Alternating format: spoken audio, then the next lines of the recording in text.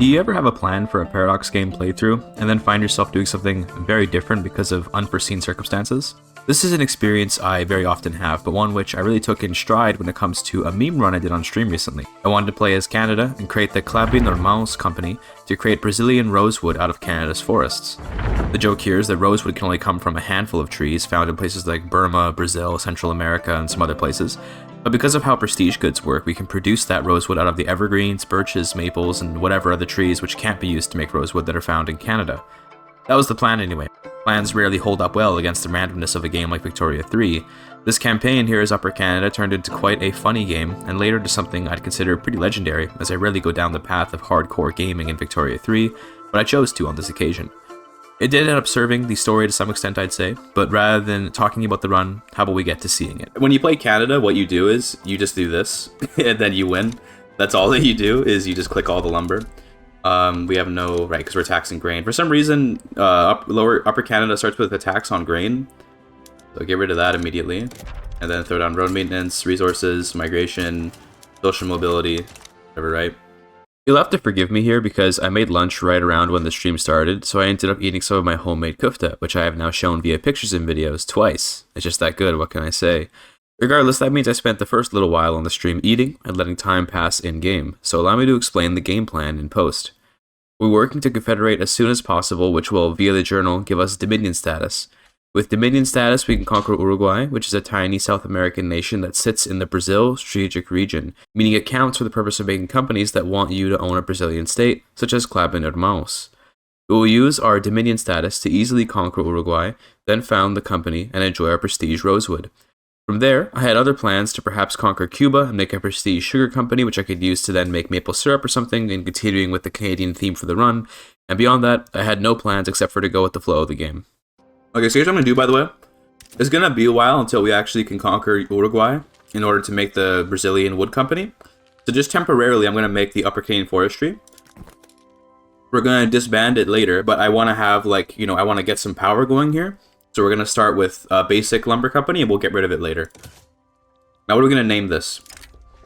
Let me check the list of channel members. I have to go over here for that. Having two monitors is so confusing for me. Merry Christmas to those celebrating, by the way. I got a monitor for Christmas from my partner, and this was the first time I streamed with two monitors. Thus, I will on occasion find myself confused by the fact that I have to physically move my head to look at something.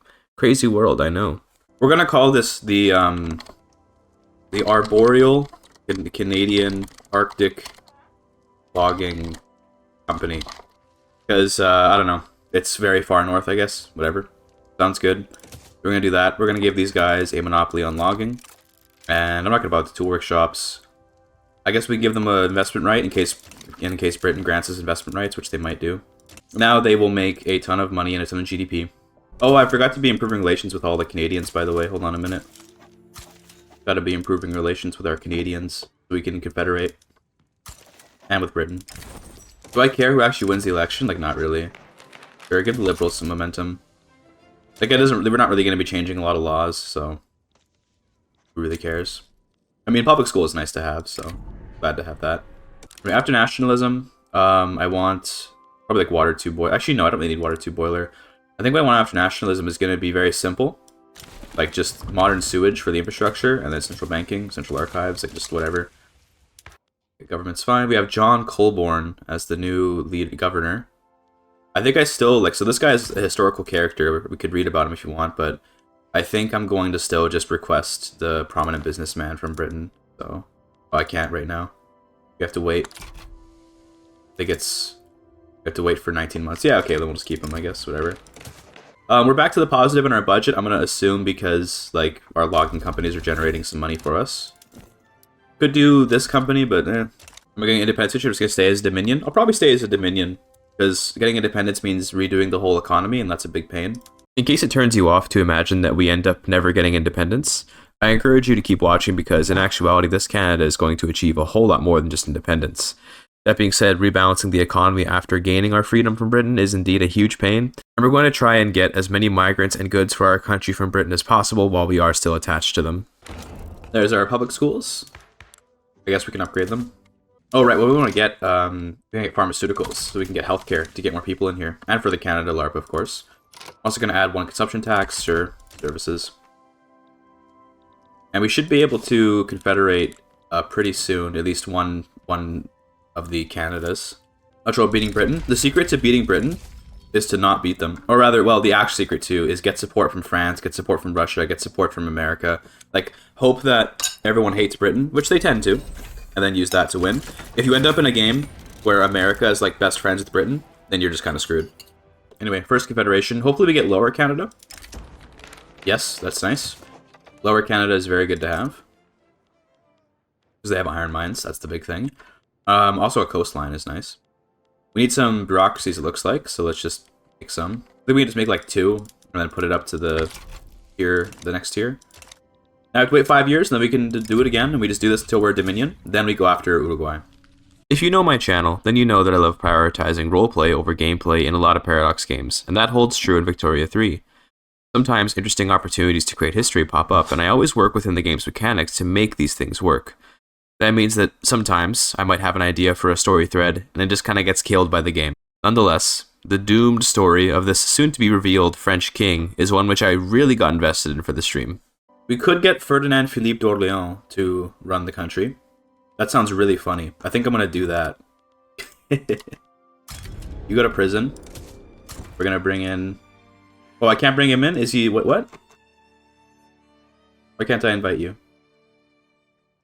Oh, you can't make any political movements. Cringe. So cringe. So cringe. I'm gonna eat some kufta real quick to make myself feel better. I could have made Ferdinand Philippe d'Orléans the king of Canada, but alas. Well, that sucks. Let's bring in Rothschild, because that's funny. Maybe we can make him the ruler later, if we can get the capitalist in. Which you could do through wealth voting, probably. Let's do that. I have Rothschild and make him king. He's kind of old, so it might be difficult, but we're going to try. Does Britain give you the land they hold themselves once you confederate? No. Canada would not get Newfoundland in real life until, like, after World War II. So, no. We will not be getting Newfoundland, probably. The lumber continues to be profitable. We can start making some actual tools, which actually our companies are doing. Very nice. Or not our company, but our private sector. Look at that construction efficiency in the capital, by the way. That's kind of insane. Oh, he went construction. Thank you, Britain. Britain actually picking good mandates. That's huge. Like, this helps us a lot, to be clear. This is really nice to have. I can make more construction at this point, I think, so we're going to drop another construction sector. Probably 2. And we're going to make a bunch of iron here in Quebec, because apparently the British just don't want to make iron, so... Okay, we're almost ready to confederate again. Hopefully we get the Hudson's Bay Company next. That'd be really nice. Hudson's Bay Company would be like the big boy. Dude, how do people go between 2 monitors, like, without losing their minds? I feel like I'm expending so much energy to think about both my monitors now. William is now governor. This is William Allen, but never mind him. Let's reform our government. Put in the industrialists. This guy is super good, by the way. Look at the master bureaucrat. Only thing that make him better is he had engineer. When you're a small country, engineer is crazy. Put Rothschild in. And then I think if I reform government again, he takes over. No, he's going to rule until the next election. That's fine. As a colony, Canada's government has a presidential system, meaning the leader only changes every election, regardless of clout or leadership. Once we get Dominion status, we get a parliamentary system where the largest clout interest group in government becomes the leader regardless of elections. I'm just 1 election away from Salomon Rothschild being governor of Canada, but as I mentioned earlier, he's quite old, so his chances of surviving long enough to become king, or something like that, is quite low. What's Rothschild like? He's honorable, persistent. Experienced entrepreneur on a ruler is nice to have for the company throughput bonus, so we're glad to have that. He's kind of old, though, unfortunately, but oh well. What's the likelihood? Who are we going to get on Rothschild's death?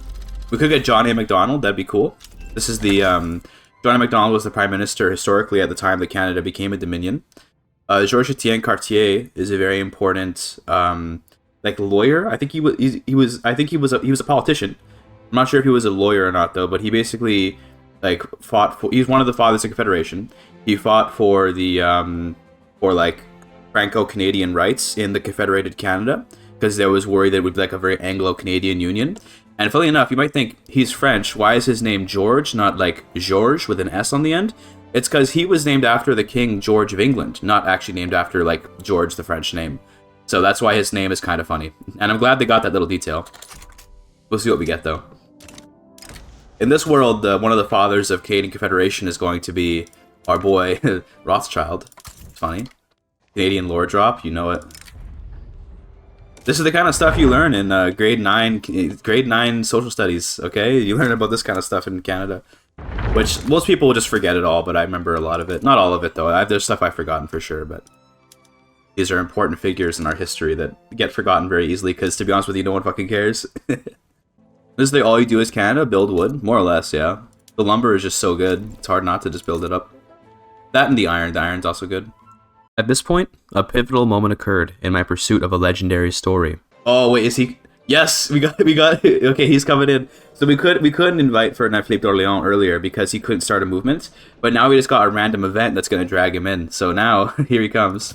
Did he actually arrive though? Because maybe he can't make a movement, so it didn't put him in. He did actually come. Okay, we can. That's amazing. Okay, we're gonna put him in charge. Okay. Oh yeah, dude. We're gonna put him in charge of the army, alright? Promote his ass. Hell yeah, Field Marshal Ferdinand Philippe d'Orléans. This is gonna be a very important symbol for Franco-Canadian history, okay? Much like when Charles de Gaulle came to Canada and he said, Vive le Québec libre, you know, long live free Quebec. Ferdinand Philippe d'Orléans, the King of France, has found his exile in Quebec. Sorry for no accents on the letters, I don't have a French keyboard on me right now. Tombe is more like he literally fell over. Like, so, okay. Tombe is like he actually has physically fallen over. I want more like he's lost his stance. Deshu is more like he's lost his honor or something like that. You know? That makes more sense to me. Why can't I confirm? Name ends with space. There you go. There you go. The Fallen King's Regiment. That's basically what that translates to. Alas, sometimes fun is simply not allowed. You get exiled? No! We just... He's already leaving. He's already leaving. We just got him. Come on, man. I hate this. It really is the end of history. Maybe. Maybe. Watch this. You guys want to know how to stop this? Put his ass in prison. Okay? And now he'll come back and I don't know why I did 10 years. He'll come back in a while, okay? He'll be back. that's how you save him. Okay? Throw him in prison and okay, well. I guess here's what it is. Here's the lore, okay? We're still an Anglo-Canadian administration. And this French king, he's riling up the Franco-Canadians with his fallen king regiment, okay? So, he was thrown in prison for causing trouble in Canada, alright? But give it 10 years when we confederate, okay? He'll come back, alright? He'll come back, and he'll be welcomed once we stop hating on French speakers. Okay, just give it a bit of time, yeah? Le retour du roi. Yes, of course. That's funny, though, that he immediately left, but he'll be back. Just give you justification to conquer France. Dude, we should conquer Haiti on behalf of them. Dude, if we conquer Haiti, it would make so much sense, because it's like the king reclaiming the debt that's owed to him. You know, because they're still paying their debts. Never mind, they declared bankruptcy. Well, we gotta claim our, the land, because it's rightfully the French king's territory over here. The funny thing is that I don't even really want an Orleanist in terms of ideology, but the idea of a French king taking control of Canada and then fighting to potentially reclaim France proper, or as I mentioned, former French territories like Haiti, is very attractive to me. Nonetheless, with how long the fallen king will be in prison, it'll be some time before we do much with him, and there's lots that can change in such a long time. Iron Mine's doing pretty well here. We could make an Iron Mine company, and that's actually not a bad idea, so let's do that.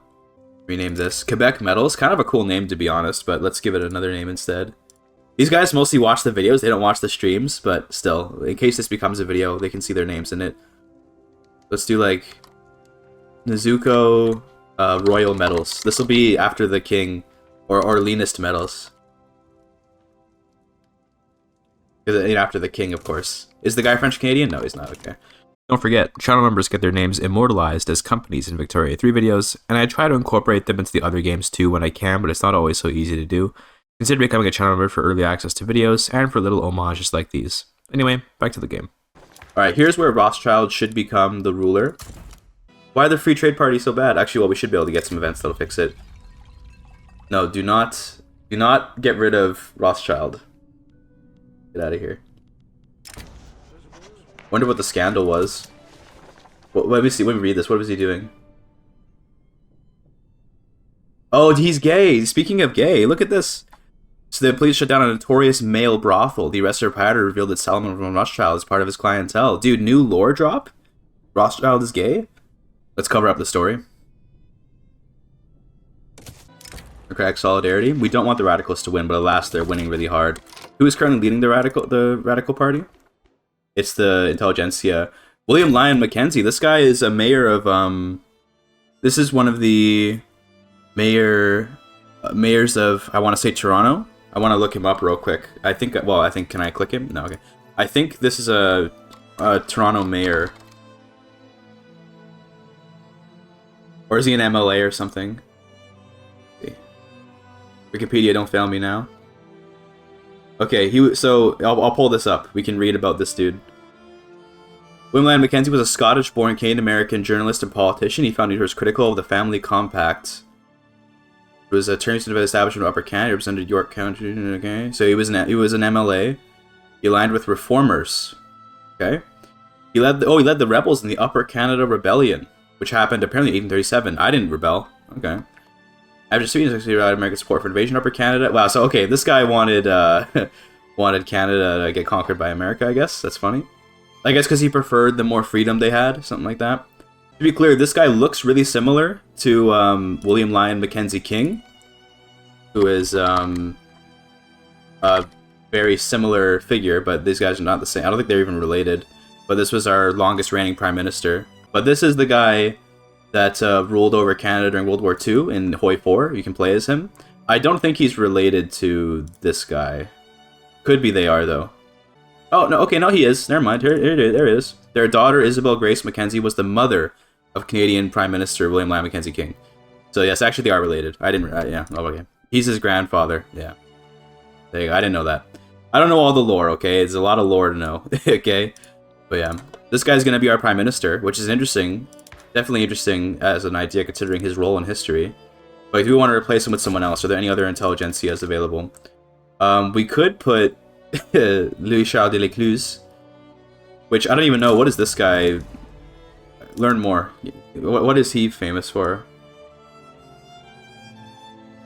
Revolutionary leader, military commander of the Paris Commune. Oh, okay, okay. Alright. By the way, I don't really think I want this guy. I don't really want a nihilist, because I don't plan to go to Council Republic. So I guess we'll just take William Lyon Mackenzie. Sure. I wanted Rothschild in charge, but alas. Oh, maybe we can actually get the Free Trade Party to win here? I clicked the wrong one. I clicked the Liberal. Okay, now the Liberals are winning. Wait a minute, I clicked the wrong one. Now it's going to be Robert Baldwin. I have no idea who this is. I've never heard of this name in my life. Hold on. Robert Baldwin, Canada. Upper Canadian lawyer and politician. He led the first responsible government ministry. I should show this to you. I'm in here. The responsible government marked the province of democratic self-government of the revolution of the not without violence. Government municipal government. Okay. Abolition of imprisonment for debt. That's nice. Thank you, buddy. The passage of the bill outraged Canadian Tories. Oh, we're getting raided. Good timing. We're reading about Canadian lore. Who's raiding? Generalist. What's up? What's up? We're just reading some Canadian lore right now.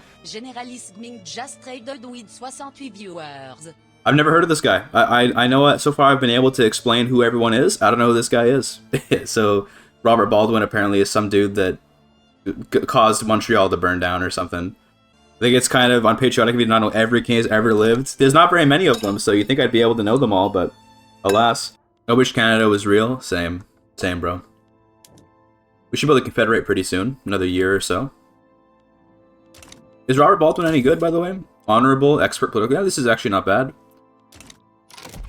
We can throw down some greener grass decrees in more places. Get more migrants, you know. Samuel Lount. I also don't know who this is either. A lot of people I don't know. Which is your least favorite Canadian state, IRL? First of all, they're not states, they're provinces. And second of all, I don't know. I mean, honestly, I'm kind of chill with all the provinces. I'm going to say Prince Edward Island because it's small. Prince Edward Island sucks ass. They didn't even get to be their own province in Victoria 3, so who cares about them? But they make really good potato chips, though, so I can't hate on them. I love potato chips, as some of you might know. Samuel Lount was apparently hanged as a traitor. Well, no wonder I haven't heard of him. Get his ass out of the history books, fucking traitor. Saskatchewan's the worst? No, but Astral Spiff lives there. Famous Five Nights at Freddy's gamer Astral Spiff lives here, so we have to respect it. I don't know. Maybe we could find his house if we zoom in. This is actually every building that's in Saskatoon right here. This is all of them. This is the entire city in real life. About 4 people live here. Britain's once again invading China. Or rather, China's invading... Dude, China's invading him. Holy. Giga Chad or what here, dude? What do the northern provinces even do? These are not provinces. These are territories. So, Northwest Territories, as you can see... Okay, I don't know why. It shouldn't be incorporated. This should not be incorporated. Nor should this. This is ahistorical, okay? But, yeah, these are, to this day, still territories. So, they're not incorporated IRL. None of it and the Northwest Territories were actually one territory for a long time, and none of it was carved out of Northwest Territories in like the 99, I want to say. Let me look that up. Let me see if I'm telling Porky Pies. Hold on. When did none of it become a territory? Yeah, dude, look at that. Giga Chat or what? None of it became a territory 25 years ago. Well, 26 now, I guess. Soon to be 27. But yeah, this is only a relatively recent creation. Glorious Union founded by Brazil. Just don't conquer Uruguay, okay, buddy? That's all I'm asking from you. Military treaty. Giga Chat, I guess? Oh, the industrialists no longer want free trade. Did Rothschild die? Yeah, he did. Now we have John MacDonald. So, I'm pretty sure this is John A. MacDonald, the very famous first Prime Minister of Canada. So that's cool. Maybe he'll become Prime Minister a bit later. But now we don't want free trade, so let's turn that off. And let's go protectionism instead. We're almost done colonizing here, and then once we unite with Columbia District, then we'll actually become the Dominion. And then we're coming for Uruguay. Let's put our interest down. We also, of course, have to reclaim Haiti for the king, if he comes back. I'm not sure if he's coming back or not. Because I put him in prison thinking that it might make him not actually get exiled, but it could be he actually did get exiled. It might be that it did work how it was supposed to. We'll have to see. I'm going to need a navy, and I'm going to need a more of an army, so let's get that going. But I think for next election, who do we want to be Prime Minister? I mean, Johnny MacDonald would be like the best. This would be like the most historically accurate choice if Johnny MacDonald gets to be Prime Minister once we confederate. The right results. So do we want to rig the election? I think we do want Johnny MacDonald to win, and he is in the Industrialists, so let's rig it for the Industrialists. So the Free Trade Party, yeah. Hugh Kempt. Okay, that's good. There you go, now we're winning hard. Most historical Canada playthrough in Victoria 3 incoming. There you go. Look at that. Johnny MacDonald's the new governor. Hell yeah, dude. He also is actually a pretty good character too, by the way. The only gripe with Victoria 3 historic characters, a lot of them don't look like their real life counterpart. That's very true in the case of John MacDonald. Let me pull him up real quick for you, just so you can get an idea. This is what he looks like. Because remember, we have photography back in these days, right? So, yeah, I don't see the resemblance. Oh. I don't see the resemblance here. I won't lie to you. Really don't see it. But yeah. Unless, is this actually a different guy? Maybe there's a different John MacDonald that I don't know about. Hold on. If I just look up John MacDonald, is there a different person? It must be referring to this guy, right? It must be. You know?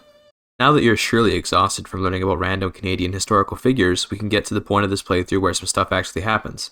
It's time for the Canadian Confederation, which we're doing with John A. MacDonald as the governor, meaning we've got a historically accurate Prime Minister from the get-go. The only thing wrong with this is that Canada was granted Dominion status in 1867 historically, so we're a little over a decade early. There you go, Canadian Confederation, true north, strong and free, under John A. MacDonald, the first Prime Minister. Why is he so called there, Prime Minister John MacDonald? That's historical. Why is the country called Ontario? Because I haven't actually formed Canada yet, which I think I will just do now. So one thing we could do, if we wanted to be more like meta-y, is in the future we can make a cultural commonwealth, and we can spread our Anglo-Canadian culture to people in order to get them to form Canada with us, but I'm not going to bother with that, so I'm just going to form Canada. A glorious union. So anyway, we're immediately going to go after Uruguay. Britain would support me, no one's going to help them. Okay, cool. Let's do this. They reduced my autonomy immediately. No, I just declared my war. You can't just do that. How could you, Britain? Don't want a governor. They immediately reduced my autonomy, mother. No, we're back to being governor now. I'll have to fix it later. Well, the Prime Minister John MacDonald is immediately back to being a governor because our autonomy got reduced. This means war, okay? We're gonna have to. I mean, at least we're gonna get Uruguay. Thank goodness we declared the war. Would have been nice if we could have grabbed Haiti though for the LARP, but this is at least what we need to make the Rosewood. Just doing this for a company. The only reason why we're doing this. Okay, great. Now to incorporate this, and then to make the company, it should be in our list now. I think we have to incorporate it to actually make it. This one. This is what we want. So we need to incorporate it, and we need to make paper mills. All right, and this will give us the Rosewood. And I'm going to then I'll delete my old wood company and then create the new one. And they'll have to rebuy everything, but it's okay. Great. So this is like 13 years to incorporate, so it's going to be a bit till we can actually make it. But yeah, I guess we can queue up the paper mills for now as well. Now we need to wait for Uruguay to incorporate, and that's fine. Nonetheless, something is going to get in the way of my work to obtain the Clabby Normands company, and it's going to set me on a great warpath, which will in turn lead me down a pretty crazy campaign. However, given it'll take over a decade for the state to incorporate, I'll focus from here on getting my Dominion status back. Or rather, I would, if not for the fact that Britain was surprisingly willing to just give me my autonomy back. Thank goodness they did, by the way. It would have been a very boring campaign if I stayed a colony for the rest of the game. Oh, we can actually request Dominion status. Anyone to accept. Oh, thank goodness. Yes, please. There you go, great. Okay, now we can actually go to war for Haiti. Did you preparations? Yeah, okay, we have to make him hate me. So conquering Haiti in this case is going to just be like a meme about, it's just going to be about, for the king, you know, for the king when he visited Canada, of course. How's our migration, by the way? I haven't even checked that. We actually have a plurality of English people here, that's funny. We should probably, we don't really need to, but I'm going to put down a national values decree, because I want to, like, encourage people to become actually Canadian in the country. Quebec is going to assimilate English people into Franco-Canadian, which is kind of funny. Looks like the Liberals are going to win, so our new Prime Minister is probably going to be Robert Baldwin again. We had him earlier. Are there any interesting petite bourgeoisie people? There's Susan Anthony, and I would love to make Susan Anthony the Prime Minister, but we can't get women's rights until a bit later, and we can't give her leadership until we have women's rights, so alas, we can't. Karl Marx. We'll see about that. Charles Dickens is actually a very good character to have, so maybe we put Charles Dickens in. Karl Marx, though, eh?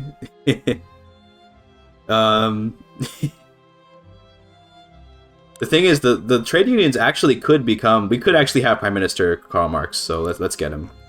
It could actually happen if we can get enough power for our trade unions. We'll wait till the election's over before we appoint him. So that's really funny. I mentioned a while ago that I wanted to go with the flow on this campaign, and that flow so far is kind of taking me in a weird direction. We've tried to get some weird prime ministers, but to no avail. Yet, Karl Marx, the Prime Minister of Canada, well, he's young, and the trade unions can very easily get a lot of votes with the right voting laws, so this could be the insane alternate history that we need to create a cursed campaign. Now, we're going to do this. That puts Robert Baldwin in charge. I'm going to put Karl Marx in charge of our trade unions, and he'll probably then make his own party. In the meantime, if we get up to universal suffrage, that should help elect him. I'm pretty sure that'll make it much easier to elect him. Let's do that. Get the church to help out. Yeah, sure, we can increase SOL. Let's get the armed forces to help out. Political concessions is fine. And we can drop taxes to get our legitimacy high enough to be able to pass this. Yeah, that looks good. Okay, great. I do kind of want to convince industrialists to not be against the law, because they're going to be pissed about this, but they won't accept. Okay, whatever. With universal suffrage, you should be able to elect Karl Marx. See, Ferdinand Philippe d'Orléans just got free, I think. He's back, but unless I can put him in charge. But no. Yeah, they're not pressured by this. He doesn't have political to support. So he came back, but alas, we have to get rid of him. Goodbye, Ferdinand Philippe d'Orléans. Unless I can throw him back in prison. We're keeping him around a little bit longer.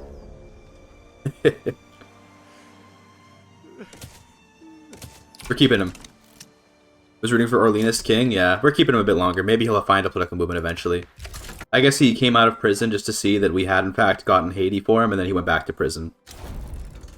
We'll say that. Good to know that it does work, though. If you want to keep an agitator around and they get exiled, you can imprison them, and then when they come back, maybe they'll be able to stay. Just depends. We do have a radical... Oh, there's a humanitarian historical character. Who is Alexandre Antonin Taché? That's probably a Métis guy or something. Let me see. Alexandre Antonin Taché. Canadian missionary. Here, this is... We We don't have him yet, but we might get this guy a bit later. Like a Roman Catholic priest. Oh. The first Archbishop of San Boniface. I've never heard of this guy before. Okay, Manitoba. Very cool. He might take charge of the rural folk a bit later. We'll see. 9 years till we have this. There we go. Nice. Path to liberalism. Can we get some? Okay, we can turn Robert Baldwin into a radical. Alfred Heward can become a reformer. I kind of like that. Yeah, let's do that. So next election, I think we'll maybe have a chance at Karl Marx winning something. Okay, the communists are not winning. Maybe we can make them win though. This coalition's huge. This Liberal Conservative Party is crazy. Damn. Makes it hard for the communists to win. Alright, Karl Marx will not win this election. But he's young. He's only 45. You know, I believe next election he can win. Socialist demagogue. Yes, popularity is good. That's going to help him get more votes. I think where we go next at this point. Because we're about to get kind of like the main meme of the run, which is going to be the... That takes still going to take 6 more years, but we're kind of getting like the main meme of the run going. But, you know, once that's done, I don't know where we go from there. We just make more wood, I guess. Speaking of which, how is our lumber doing? Pretty good. That's a lot of profits for just lumber. That's very nice. I kind of don't want to get my autonomy reduced. Can I get more independence support maybe from like France?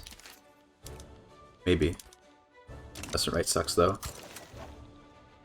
Who are your rivals?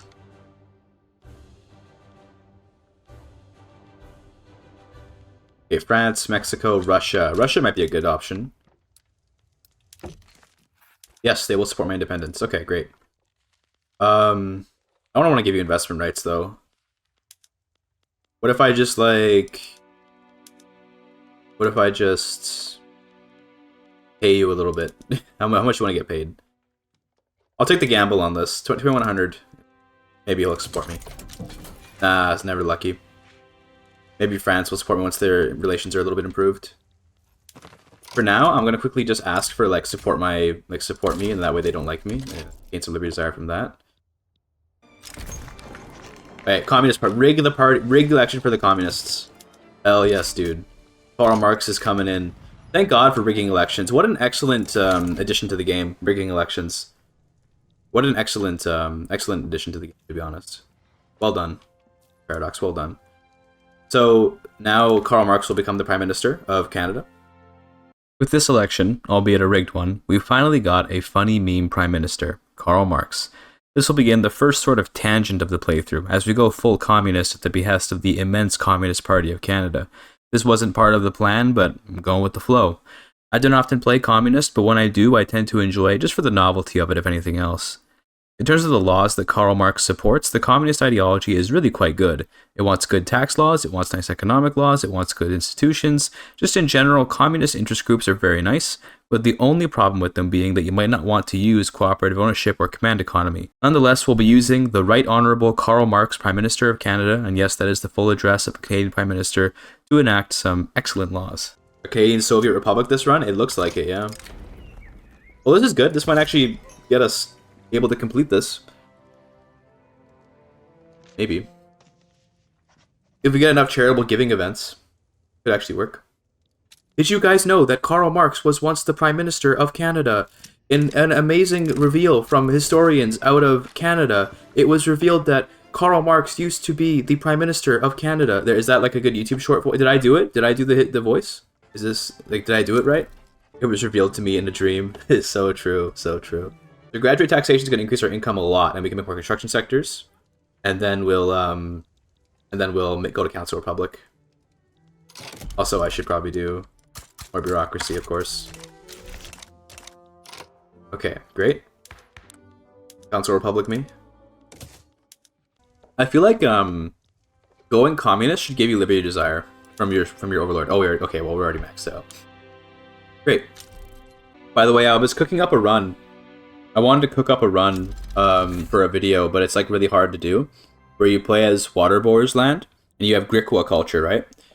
Griqua has Dutch language, so you have Germanic, and I wanted to use the cultural commonwealth to change Britain's culture to Griqua, because that'd be really funny. but it's really hard to play as this country because you actually have like the worst tech in the entire world. Like it's awful. It's so terrible. Why do I have Uruguay? Because we're gonna make a company down there. I believe earlier I foreshadowed that there will be reasons why this campaign will take a massive swing towards a weird direction. Karl Marx was a red herring. That was not what I was foreshadowing. What I meant is about to be revealed, all thanks to this very simple question and the investigation which followed it. Unless it was already founded, maybe this guy went and made it, and now I'm screwed. He did. Oh no, maybe I can't make it now. He made the company. Son of a bitch. Can I not make it now because he made it? Is this run ruined? Do I have to go and conquer Brazil so we can make the company? That is correct, Mr. Streamer. Unique companies like Klaben or Maus can only be founded once, in the sense that there can be no duplicates. If, for whatever reason, Brazil were to lose the company, we could then remake it. The trouble is that the only way for Brazil to lose the company would be for them to willingly dismantle it, which I don't imagine them doing, or for them to cease existing. Well, I want my rosewood, and I'm not going to abandon my ambition just because it's a bit inconvenient. Brazil could have happily coexisted with us Canadians, but they chose war. It's time to stop saying sorry. Canadian and Brazil are pretty cursed. We gotta do what we gotta do. I'll happily Balkanize his ass. Like, I'll just split him into Polistania and all that, and then just annex those little pieces. They're building up an army, and we could even just get Britain to help us. Like, if I were to declare war on Brazil, also they just became a republic, they just collapsed. If we were to declare war on Brazil, we could just get Britain to help us and win it for us. They don't have any, like, allies? Oh, they have France. Okay, then maybe it'll be a bit tougher war than I expect. They're also supporting India's independence. Free Trade Party. Right, result. I don't think we have to rig. I assume the communists are just winning. Actually, the communists are not just winning. Okay, we'll have to rig the election. The communists will win. Get a multiple state coming, pretty sure? Great. Well, we'll see then. Do we want to support the new Angolan uprising? How big is your army? 56 versus my 41? It's unlikely we'd win. I forget, what's our flag going to look like if we're a council republic under the British Empire? I don't actually know what it'll look like. Also, wow, they didn't need our help, I guess. They're just winning. Giga Chad, Angola, Jenga, uprising. I feel like they're still going to lose, though, to be honest. I should just spam universities now. I just realized we don't have any universities, and that's a problem. Yeah, just make, like, a ton of these. We have very good literacy, so we should get some pretty fast tech. So we've got 86 regiments by this point. That's a pretty good number. I think we can go after Brazil, and then if France joins, because France might join because they have defensive pacts. They might just abandon this pact soon, though. It's possible they'll just be like, nah, but they seem to like it. What if there's a way I can get involved in a war on France's side and use that to make my, like, be friends with them, and that way they don't join against me. Right now, if I were to liberate country, France would pretty much definitely join, that I could call in Britain and we can make it a big war. I think we kind of just gotta go for it, because we don't have much time before we run out of time, like, to make the Rosewood Company and everything. So I'm gonna liberate, I'm just gonna basically break their country down, and then eat it up later. Why do you control Norway? Bro, okay. Whatever, bro. Let's raise the army, and we'll just sit here. But I'm also going to split off a small piece. I'm gonna split off, like 15 and 15, to be like a naval invasion army for doing funny naval invasions. You guys can stay up here, the Maritimes. Direct is good. Rapid advance. Persistence okay, I guess. Do we have any, like, is Karl Marx, he can't command, right? Because he's not a dictator. Are you guys any good commanders? Ambitious? Yeah, okay, ambitious is alright. Now let's see if France joins. If France doesn't join, I don't feel the need to call in Britain. Okay, they joined. Okay, so this. I don't want to give you any states, so let's just obligation it. And I'm pretty sure that we will win this war. I don't have any ports. Oh, that's bad. Need more convoys. My bad. I forgot about making ports. Okay, so maybe we don't, because we're just gonna get slaughtered right now if we go here. So actually go like over here, because we don't have the ports to like actually support an army in that location.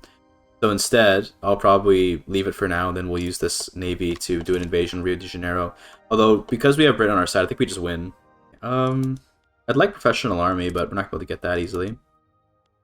Could do state atheism, which is funny, but I don't think so. Don't want social security.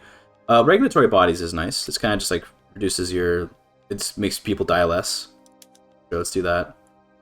Thing is, industrialists are not happy. Too unhappy about authority. Really, -8 from my authority, but I'm barely even in the negative. It seems a bit much, but we can fix it. Should fix that. Why are you still upset about the authority? Hopefully this decays? I don't know what's up with that.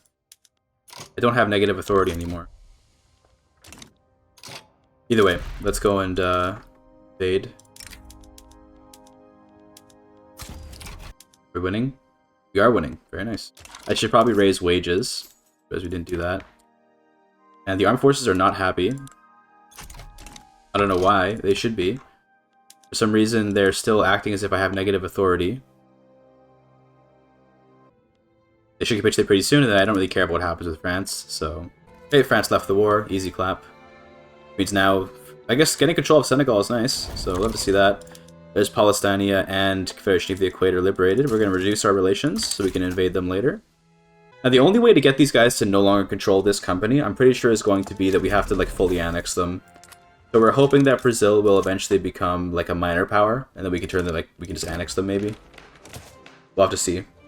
By this time, you might notice that the budget is starting to get a little out of control. And on account of that, I'm going to run a quick diagnostic on what's dragging the budget down.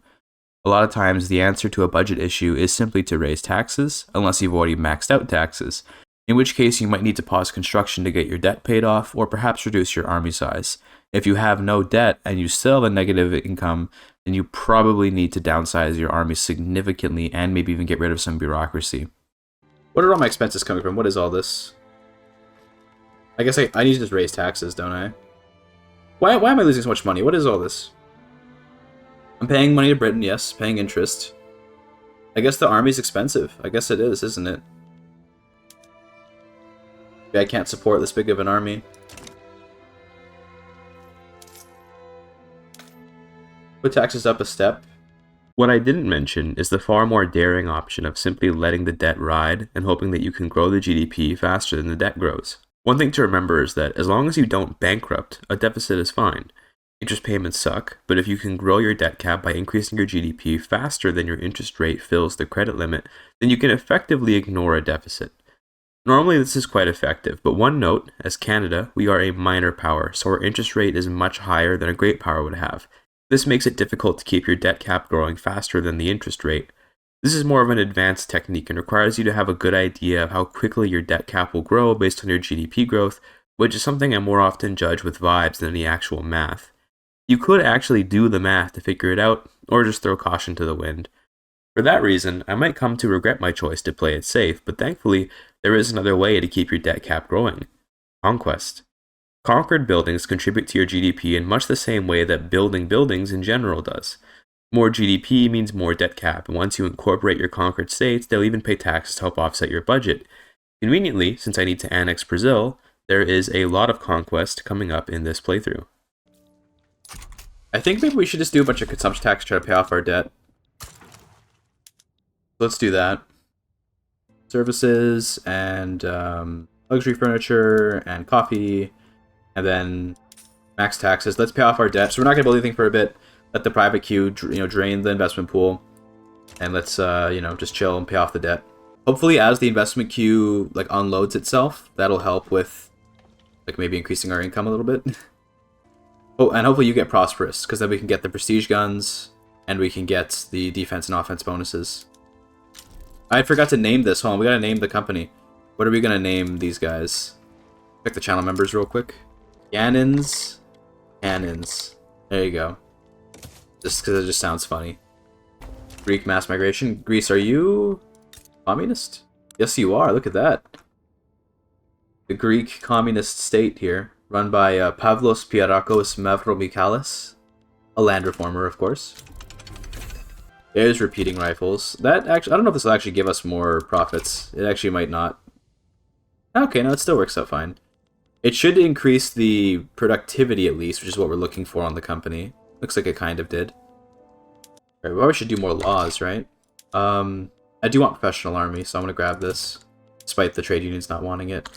Brazil no longer has their defensive pact, so that's good. They're also a minor power, so we could turn them into a protectorate and work on annexing them. Did they go bankrupt, maybe? Renewed African cycle. Okay. How much longer is the truce? Okay, still got 14 months on it, damn. Alright. Hopefully there's still a minor power next year. Then we can kill them. 16 SOL, by the way. That puts us at number 2 behind Belgium. Belgium tends to be pretty high up there. They tend to have pretty good standard of living. Oppressor and oppressed? Brother, I'm already... I'm already, communist. Which I believe is why that journal disappeared immediately. Okay, so while Palestania is, like, busy fighting their revolt, they're actually an insignificant power, so I can declare an annex war on them. Sounds great. France might join them, Venezuela might join them, I don't really care. So let's see how this goes. If France joins them, I guess I can call Britain in again, or what I might do is just, like, wait until France eventually wants to leave the war. Like, I can just hold off. But let's see. Russia sides Palestania. Okay, that's not good for me. Russia is definitely easier to deal with than France, though. We could use this as an opportunity to take over Alaska, funnily enough. But no, it's okay. That would give us a front, and that's kind of scary. Let's not do that. I think my navy can just hold off the Russian navy, because they have 45 flotillas. I think we just use the navy to not have to worry about them. I think this is gonna be a war where Russia doesn't even do anything. Russia tends to do that. They just kind of don't do anything sometimes. It's funny, but these guys all joined the French League. That's crazy. That's not good. That makes this much harder. And yet I must continue fighting. I need to wait for a diplomatic play where I can join on France's side, maybe. That would be nice. Anyway, that's the end of the war right there. Palestine will capitulate pretty soon. Here comes cooperative ownership. Never mind, I thought we'd get it, but we got the 9% chance of stall instead. And there it is. Huge Canada. They didn't have a port here, that's funny. No ports in Sao Paulo. Oh no, there are. Okay, never mind. It should be fine then. And we'll start incorporating these. Or do we even need to? I guess we don't need to incorporate these. So if we do this, France will definitely help them. And I do fear France, so I think we do have to do the weird thing where we hope that France ends up in a diplomatic play and then we join them. I don't know where they'll declare wars, so I just kind of have interests like scattered throughout. But hopefully they end up in a war at some point. We can join them. The SOL dropped, by the way, but that's because we conquered a bunch of land that had low SOL, so it's not that we're like ruining our country or anything. We just have gained a new this because there's no railways here. The AI loves turning on this PM when it has no railways in the state.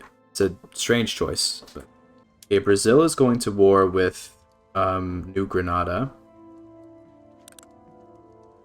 Okay. I wonder if we can join on this war to liberate a country like Minas Gerais. Hopefully that doesn't trigger France to want to join, because this... Nah, see, then France immediately joins them. That's crazy.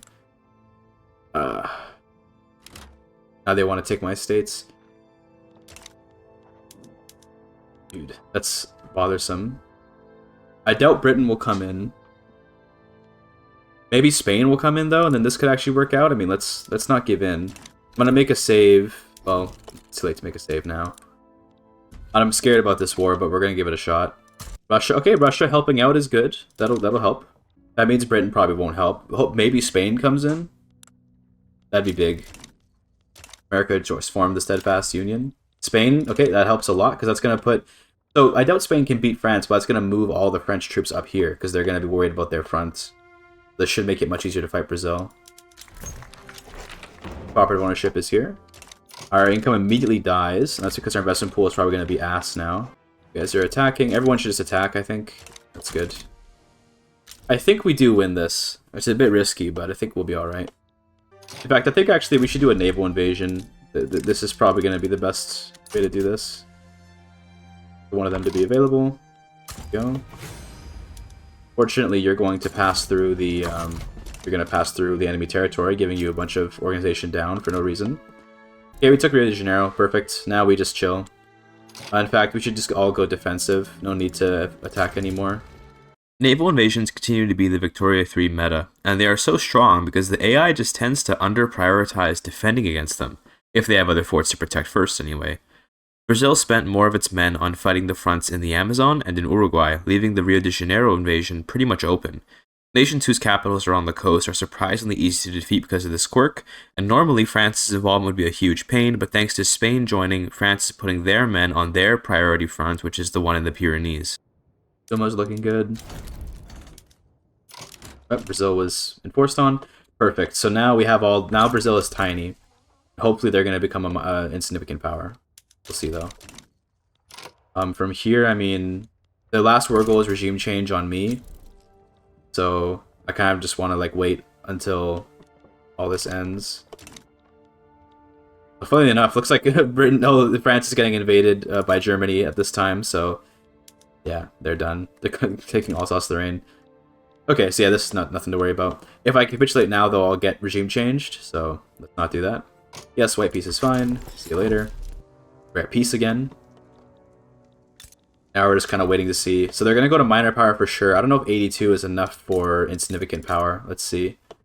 Looks like no, insignificant power needs to be less than 41, which does mean that Confederation of the Equator will soon be available. But also, I can immediately annex Grau-Para.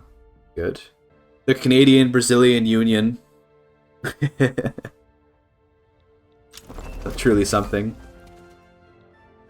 It's possible as well that Brazil may go bankrupt on account of losing all that territory, so maybe they'll end up losing their prestige. But if we have to, we'll declare another war. We conquer Rio, conquer Bahia, and conquer... We'll just do the 4 conquest states. How's the price of paper? This might be why we're losing a lot of money, is paper's price. Paper's price is extremely high. Let's maybe fix that.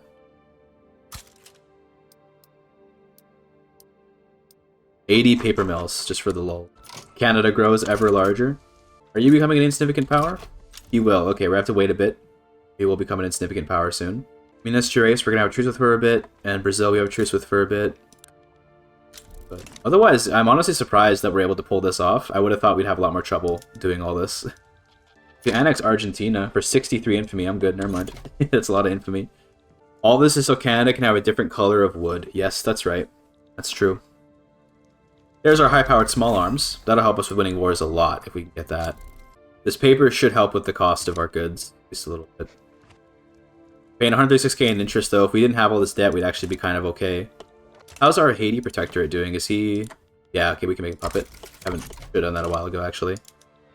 We are building up an investment pool, so we can pause construction. I'm going to make all this paper, then we'll pause construction, and then we'll, yeah, we'll leave the coal mines till later. Our tech is going so fast now, by the way, thanks to the universities. Very nice. Once we have trench warfare and wargaming, I think we'll be able to beat pretty much anyone on the map, because we'll have our high-powered arms, and we'll have our modifier from the prosperity on this company. I'm pretty sure we'll be like very, very, very strong at that point. Also, apparently now we're fighting with France. Okay. I guess they must have enforced military access on me. I don't care though, as long as they don't invade me. I don't really care. Here comes our high-powered small arms. Very exciting. 100 million GDP as well pretty soon. Number 3 GDP per capita in the world. Number 4 GDP in the world. Ahead of the United States. Okay, there's our new guns. Let's rename these. Keep in mind, these are bolt-action rifles. Let's see. What do we want to call these? Something to do with the fact that it's a Brazil, so maybe like... The, like the Royal Amazonian rifles. High-powered small arms. No, we're not higher-powered small arms. It's funny. I like that. No, the Royal Amazonian rifles sounds pretty good. And we should be the only one producing them for now. Yeah. Some are being made in America because we have some stuff there, but... Okay, paper's almost done. Then we're going to pause. We're not going to worry about the coal yet. 8 days. Here goes. Beautiful. Okay. Brazil. Need to conquer you. It's gonna be a lot of infamy. It's unfortunate, but must be done. The Rio. Thankfully they aren't full cost infamy states. Love to see that. Santa Catarina and Rio Grande do Sul. Now, he's confident apparently, but I wouldn't be so confident, buddy. I've got the high-powered firearms. I got the weapons made specifically for your destruction.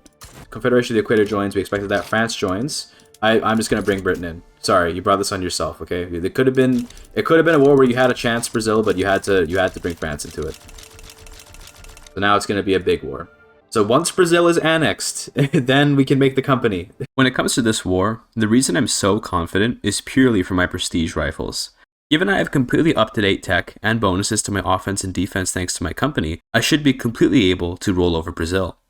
Who I actually fear is France, but since I have Britain backing me up, I think that Britain and Canada together beat France and Brazil together, especially considering all I have to do is occupy Rio de Janeiro to win this war. Beyond that, I still have Minas Gerais and the Confederation of the Equator to take over, but those will come once I cool off my infamy just a little bit. The total conquest of Brazil is indeed a highly infamous action, I must say. This is so exciting. I thought we were screwed because I thought there's no way we're going to be able to get Brazil to lose the company, but actually we're going to be able to do it. Assuming that we don't lose this war at this point, which I highly doubt would happen. Here we go. Brazil is gone.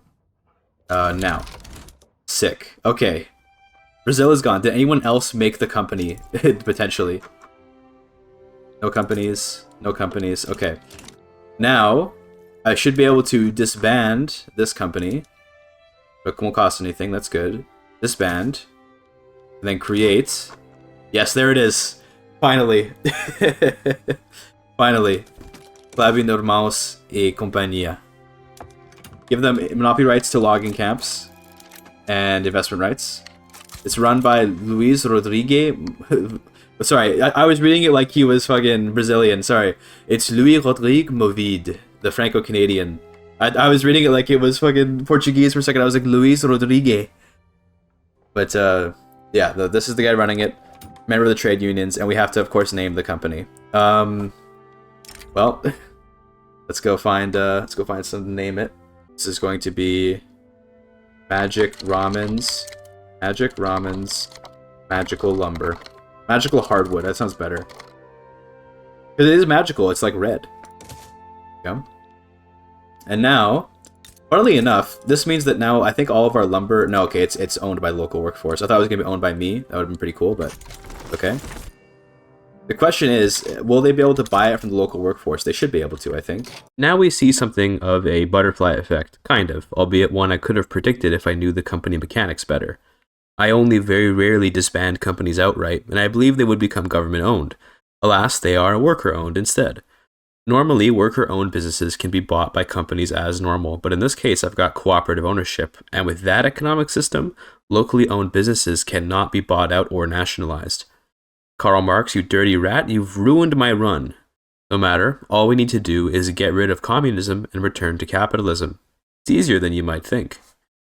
Oh yeah, we should do a culture map look. We haven't actually looked at the culture map much. So we have Gandhi, British Columbia, historically accurate. Assamese, Yukon, not quite historically accurate. Canadian Alberta, North German Saskatchewan, French Manitoba. This actually does kind of make sense because of the Métis. Of course, the Métis are like a mix of French and Native people. So it's like, okay, yeah, that makes sense. The thing is that we don't produce... So one thing I wish... I mentioned this in my Philippines run. I wish that when you had a culture like, say, French and any Native American culture, it would actually like create Métis pops. But alas, it does not. So, you know, you hate to see it. I think they might not be able to buy out the locally owned buildings here, which really sucks. Is that because of cooperative ownership? Maybe because of this. I think it is because of cooperative ownership, dude. We have to kill the communism. It's making us not able to make our rosewood build. Extraction economy would be really funny. Honestly, we might be able, once Karl Marx dies, we might actually get like an interventionist or something in charge here, and it'd be easy to get off. No, there's no chance. We can always rig an election in favor of a different party, and then we can get off of communism. Because unironically, like, we want to do the rosewood thing, and we can't because the locally owned lumber. Dude, these guys are making a crap ton of money though, aren't they? Look how much SOL this labor has 23 SOL. That's insane. He's making so much money. Oh, 15k on dividends, 31k on wages. Why are the wages so high? Hold on a minute. That's kind of crazy. 8 base wage. Oh my goodness. 8 base wage. That's crazy. That's a really high base wage. Unfortunately, the tooltip is absolutely useless, so I can't tell you why it's gotten this high, but I'll tell you that just in general, like as a heuristic, productivity and wages are somewhat connected. Like these two numbers kind of go hand in hand. Oh, Karl Marx just died, by the way. Okay, I said when or did he lose the election? What happened? Oh, he lost an election, I see. Or no, I think he actually just passed away. Yes, he passed away, I think, as a new IG leader.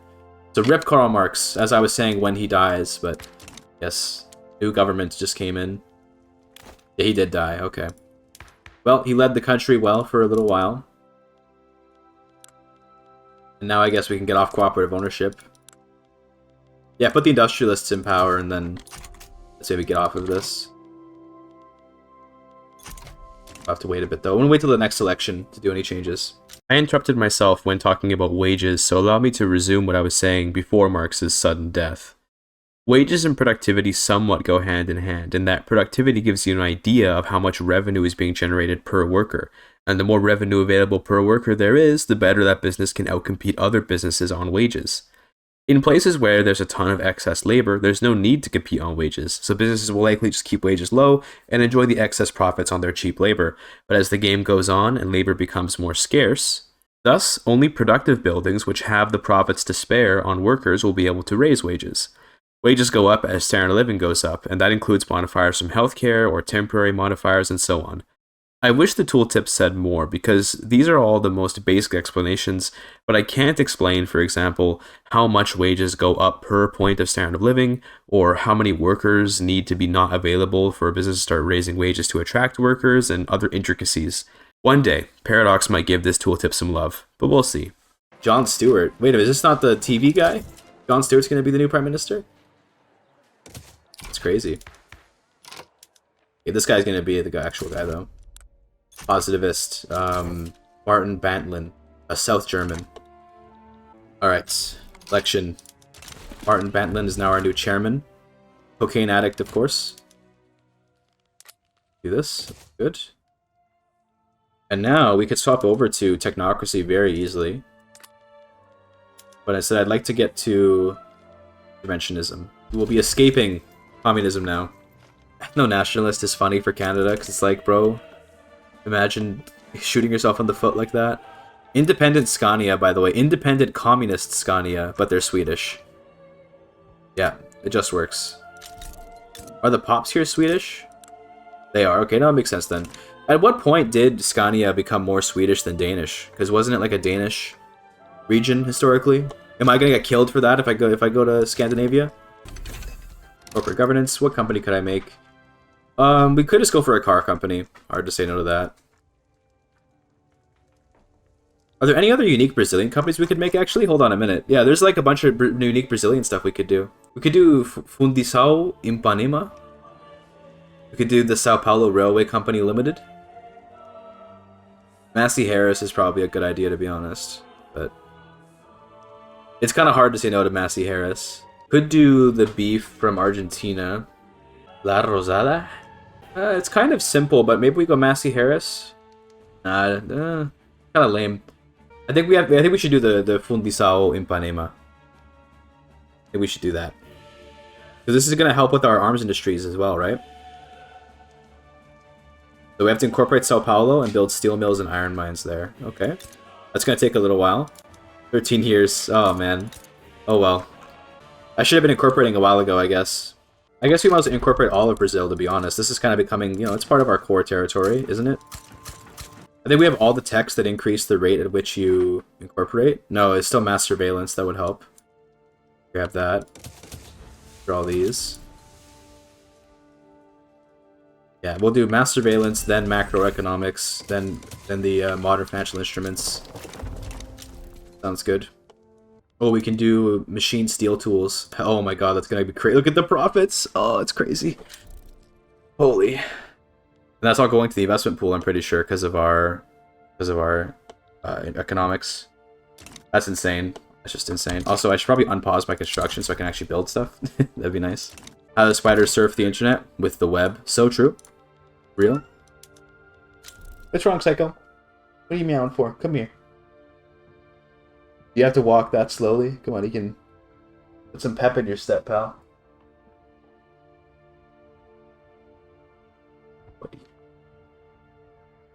Can you guys see her on the camera? What's that, buddy? Wanna go on my shoulder? She likes going on my shoulder sometimes. Cat stream, kind of. How cute, yes indeed. Yeah, she likes to hang out up here sometimes, okay? So we just let her cook. Oh, you leave? Are you going down? You leaving? No. Oh, no, she's lying down. Okay, well, she's here to stay, maybe. Are you okay? Are you slipping? Are you slipping? Okay, okay. She's coming on the desk. Not really. She's just kind of sniffing my food, which is fair. I'm actually gonna take this plate away because I don't want her to eat anything by accident. In case you don't know, onions and garlic, food which I use quite a lot of, is quite toxic for cats. So don't let them eat onions and garlic. We can do another company, but I don't really know what I want to do. United Construction Conglomerate's not bad, just for the prosperity bonus and the goods it covers. But I think we are gonna do that cool looking Brazilian one. We do now have rosewood, which we're not producing very much of, but once we get interventionism, we'll be able to make more, because right now, most of our wood production is locally run, and we can't privatize these when we have communism. So, that's unfortunate, but okay. There's interventionism. Now, this should allow this lumber to get bought out by the company. I think, anyway. As a Canadian, this is so cursed. As a Canadian, I also find it very cursed. We're almost done. We almost have all of Brazil, except for this little piece of Paraguay, I guess. It looks like the logging camps are expanding in Ontario. The problem is the HBC is buying... Okay, I need Britain to not be buying my logging. I need to make rosewood here. Is it time for independence, maybe? Is it actually time for independence? And so we are once again pushed into war, as the British are buying up my lumber, when I need it to be owned by the Rosewood Company. I can't really control who buys it when it's privatized, so I have to just kind of pray that the Clabine Company buys it. Nonetheless, the only real answer to this issue of British overreach is, of course, to abandon the British Empire, as painful as it will be to do. I guess I can start building up for independence, right? Like, we have trench infantry. I assume the British do too, but we do have our special guns to help us do a little better. Let's make a bunch of units. We can gear up for our independence. There we go. That should be a big enough army to win. And I guess we can get a bigger navy as well. We gotta start looking at the gaps in our market and start filling them with local stuff, because right now we would probably just massively go bankrupt. Gotta start looking into that. We can also make some navies over here, I think. It's gonna be a pretty massive army, but we can afford it. We actually have a very nice budget right now. And in fact, once we go independent, we're gonna stop paying £277,000 in payments. So I think we do maybe just grab Massey Harris, because this is just like a really good company. Let's do that. Unless we already have a company with those tools? I don't think we do. No, we do not. Okay. So yeah, let's grab Massey Harris. Because prestige tools would also be super good. Prestige tools to cut prestige trees. Yeah, now you're getting it. Now you're getting it. We do have rubber locally because of Brazil, by the way. I was worried about getting a supply of rubber, but I realized that we have Brazil, which is actually a very good source of rubber. Britain went pariah. Oh, interesting. I didn't realize that. That means we should be able to just get everyone in the world to support our independence. Makes this very easy. In terms of what next company we're going to make, I don't know yet. But, like, we could go for, like, John Holt, but no, it looks like the Nigeria's already kind of been claimed here. We go to, like, corporate state or something, but I think I'm good. Although fascist Canada is kind of funny. We're going to leave it for now, I guess. And I suppose what we're actually waiting for... Oh, new machine one might actually complete. What we're waiting for is to incorporate Sao Paulo so we can make the steel company, the Brazilian steel company. I suppose that's what we're actually waiting for. We want to do this one. Oh my god, the HBC bought all of our lumber. No! Okay, well, I need my independence supported, so America, we give you investment rights for 5 years. North Germany, we give you investment rights for 5 years and an obligation. Russia, give you investment rights for 5 years and an obligation. Okay, and Spain, we'll give you... I think I hate you, never mind. Great, okay, with that, let the army finish building. It's a gigantic army, it's kind of insane. I can't press C because my hands are full of keyboard right now, but it's okay. We're gonna need to check how much of, like, our stuff comes from the British market. It's hard to kind of tell, but one way we can look is you go to your Liberty Desire, and you look over to your economic independence, and you check which of your unfulfilled buy orders come from Britain. Looks like it's furniture, fertilizer, coal, oil. So the one that actually matters is going to be the coal, the oil, and the fertilizer. The rest is fine. The problem is there may be more demand coming in from even like India and stuff. This is why this isn't quite accurate in this case, but we need fertilizer, oil, coal. Okay, let's get those things. Yeah, we actually have a pretty good like debt cap as well, so we can afford to just be at war for a while, not just like immediately hate our lives. I don't want this civil war to fire, so I'm gonna start passing like guaranteed liberties, I guess. Sure, that should prevent the civil war from happening. Because I don't want to fight a civil war right now. Kind of a pain. I can execute for 44 infamy. One thing to keep in mind is that because we're a subject, we get to be a minor power, and that does mean we don't get like a huge increase to our infamy costs, but still, this is a bit scary to do. Netherlands, Venezuela, Ottoman Empire. I mean, actually, we should just do it. Fuck it. So, even when we raise the army, we still only have a pretty small negative to our budget. Netherlands sides with them, that's reasonable. Venezuela sides with them, also reasonable, but not impactful, I don't think. That Argentina side with them, okay. Argentina, you can get annexed too. I'm not going to do that, but funny if I did. Venezuela's left the war. Soon too will Federation of the Equator. There goes Netherlands. Sergei you want to surrender, great, okay. That's all of Brazil. Beautiful. The Brazilian Canadian Union is here. We also took a bunch of his companies. Okay, let's get rid of his companies. I don't want the Fabric Fellowship. I don't want the Plantation Fellowship. I forgot to rename Massey Harris, by the way, but I'm just going to keep it how it is, because, yeah. It's, what do you call it? It's, like, historical. I don't know, I just want to keep it. Number 2 GDP in the world, by the way. Right behind India. Number 1 GDP per capita. With Brazil and Canada united, it's time to make our move for freedom. You see, I wasn't necessarily interested in getting freedom this game because I like to be in the British market, whether for the great goods or the migrants or whatever. But Britain just bought all the lumber, and they've ruined my Rosewood memes. I have to say, almost every decision in this run has been motivated by the pursuit of Rosewood, and in pursuing it, will we bring havoc upon the world. Conquering Brazil was just the beginning of this playthrough. I know we're over an hour into the video, but we're really just getting started now.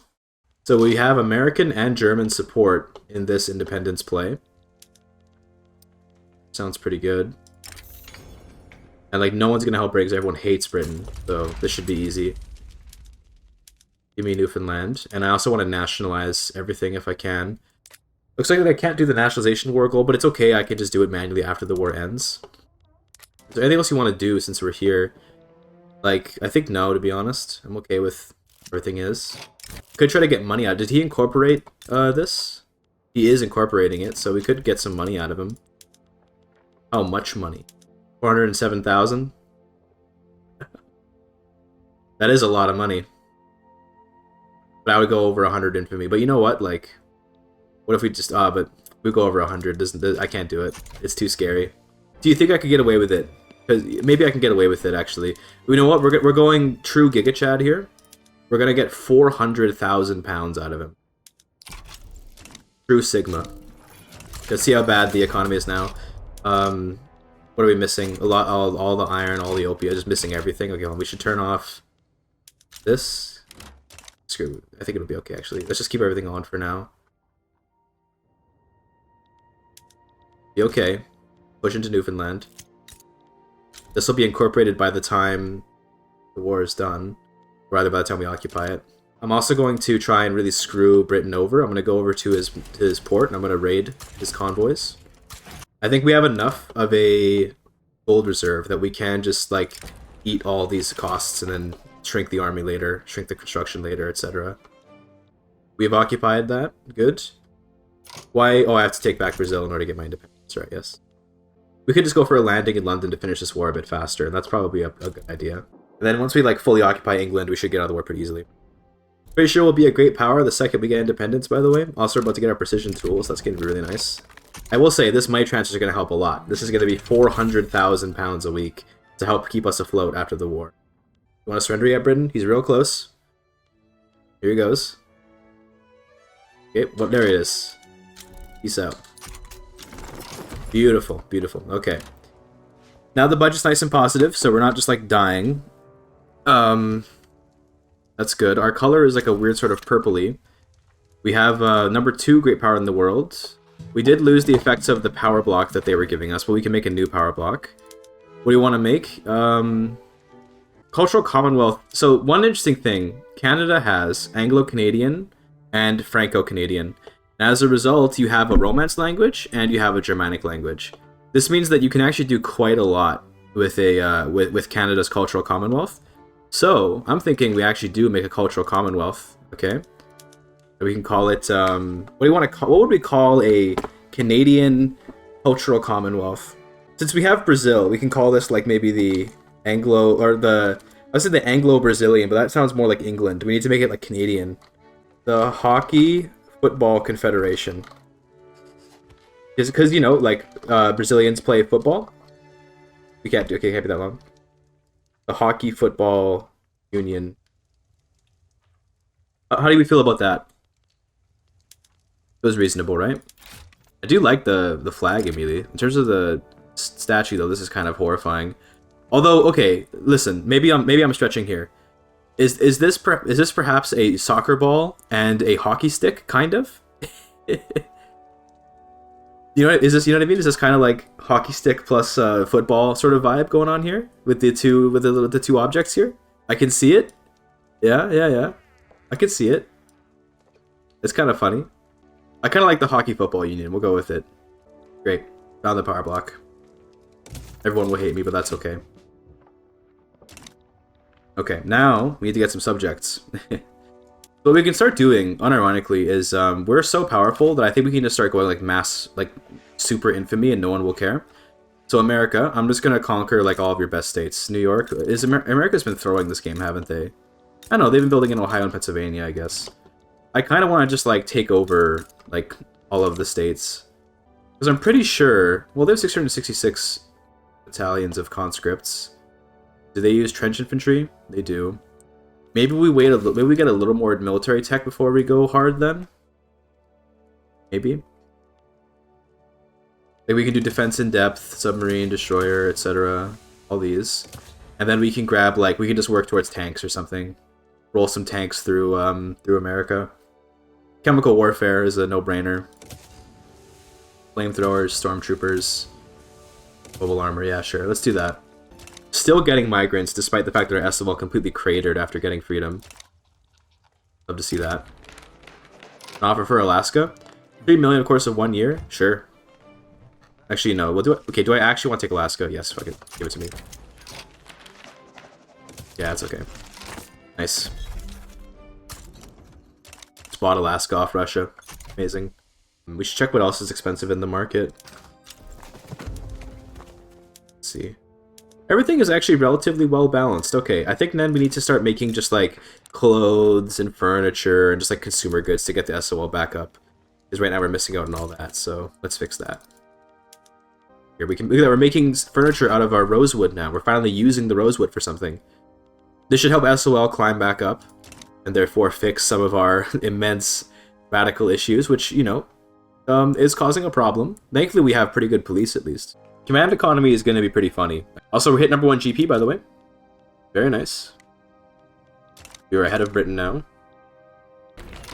Command economy. Oh my goodness, now suddenly we have like all the budget ever. Okay, cool. Okay, so now what we're going to do, we're going to go into buildings, or we're going to go into building registry. Nationalize buildings. Click all. Do not give compensation. And make sure to go down here and not do the companies. So everything else gets nationalized. Very nice. Everything, all, not companies. Look at the budget, it's crazy. All, not companies. Very good. I gave compensation, it's fine though. It's literally fine. It's completely fine. And then what we do is we go construct sectors and we spam these out. Let's put some down in Brazil. And now what I'm gonna do is you might be surprised by this, because it might feel like, why did I just do all that if I'm gonna do what I'm about to do now? I don't want to just go to laissez-faire at this point, which I know is funny, but I kind of would like to just go to laissez-faire now. The theory behind going command economy into laissez-faire is that we've just seized all the businesses in the land without compensation, mostly. But I don't actually want all the economic inefficiencies of using command economy. Instead, I want to allow my private sector to repurchase all the stuff that I stole and then make investments themselves, which will allow the companies to expand more too. Command economy is quite strong, but it requires you to pay a lot more attention to what you make, since you can't just leave obvious market gaps in your market and let the private sector fill them how you can on laissez-faire. I hate playing micromanaging, but rather return to capitalism, make a killing on reselling all the buildings, and then resume my quest to spread Canadian culture to the world. Resigning office is like one of the best buttons in the game, to be honest. Do we get? There's the market liberal, Gordon Jarvis. This is the CEO of one of our companies. Which one? Let's see. Gordon Jarvis leads the Massey Harris company, looks like. Cool. Okay. Well, now we're going laissez-faire. And this way, we can let everything get re-privatized, but under our ownership instead. Alright, please pass right now, so that I don't have to fight these rebels. Please. I beg of you. Nice, that's big. Financial instruments for the dividend efficiency, among other things. There we go, very nice. Okay, so now we're not going to be making much money, but we're going to be making a ton of investment pool. We can just spam construction to an insane degree. Also, let's check on Sao Paulo. Are we integrated yet? We are incorporated, so now we can make that steel company. Yes, we can. The Fundisao Ipanema. Grab that. Coal mines, yes. Investment rights, sure. And I'm going to get rid of our old iron company because we don't really need it anymore. 48 million to nationalize it. Great. So now we have this. We want to name it. Should we give it a name? What do we think, chat? The Rosewood Company, by the way? I do have the Rosewood Company. I've had it for a while, in fact. What do we want to call this company? Let's call this the Banger Cake Steel. Banger Cakes Brazilian Steel. We'll name it after you since your name came up. Beautiful. And there's other companies. What else do you want to get? We go for basic cars. We can also get Sao Paulo Railway Company. I kind of like this. So sure, let's do Sao Paulo Rail Company. This can be Hoopty Doopty's company. We'll make since he's a recent channel member, we'll give it to him. Hoopty Doopty's long range trains. Look at that, because they go far. They go real far. And beyond that, I think we're good for now. We'll think about what next company we want a bit later. Although I guess just cars, right? It's kind of hard just to say no to just making cars. There must be a special car company out there, though, right? Like, we could conquer Sardinia, Piedmont, and get the Turan automobiles. We wanted to do maple syrup, right? So maybe we want to grab, actually, Havana and do the maple syrup. See if I can find it. Unless, do you have to be actually Cuban for that to work? What are the requirements to form it?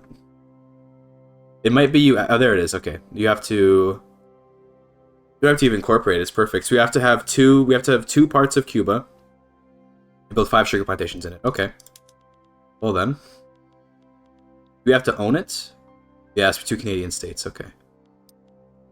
It's not that much to conquer. Oh, we have to wait. We have a little less. We need to wait a little less infamy before we can justify doing that. So let's give it a minute.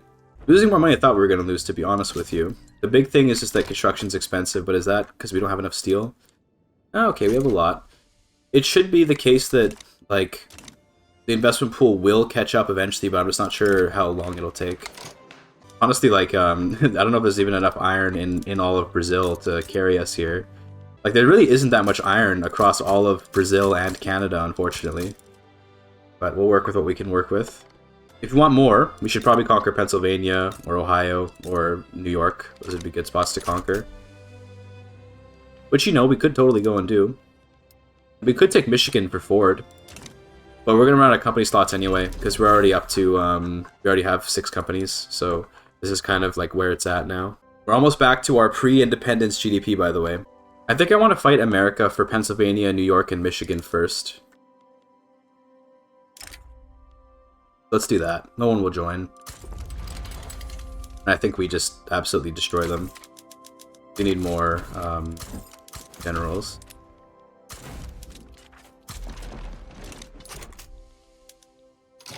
Worried. You should be. Let's grab like Pennsylvania. In fact, I think because there's very few people actually involved in this play, we maybe just go super hard and take like a bunch of stuff. I want Ohio. I think we're going max, like we're just going full infamy now at this point.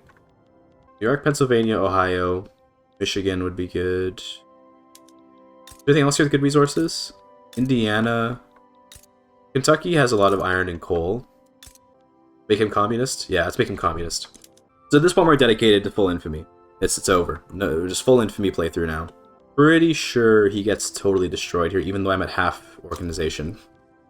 Just because of how many troops I have and how good my units are. Yeah, he's gonna get absolutely stomped. Okay. Well, you know, one way we can actually stay ahead of our debt is just conquering more stuff than the debt that we take on. That is one way we can do things.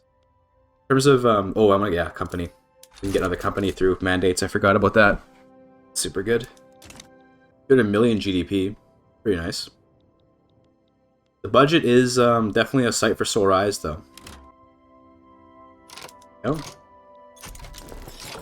Beautiful. United Syndicates of America. Very nice.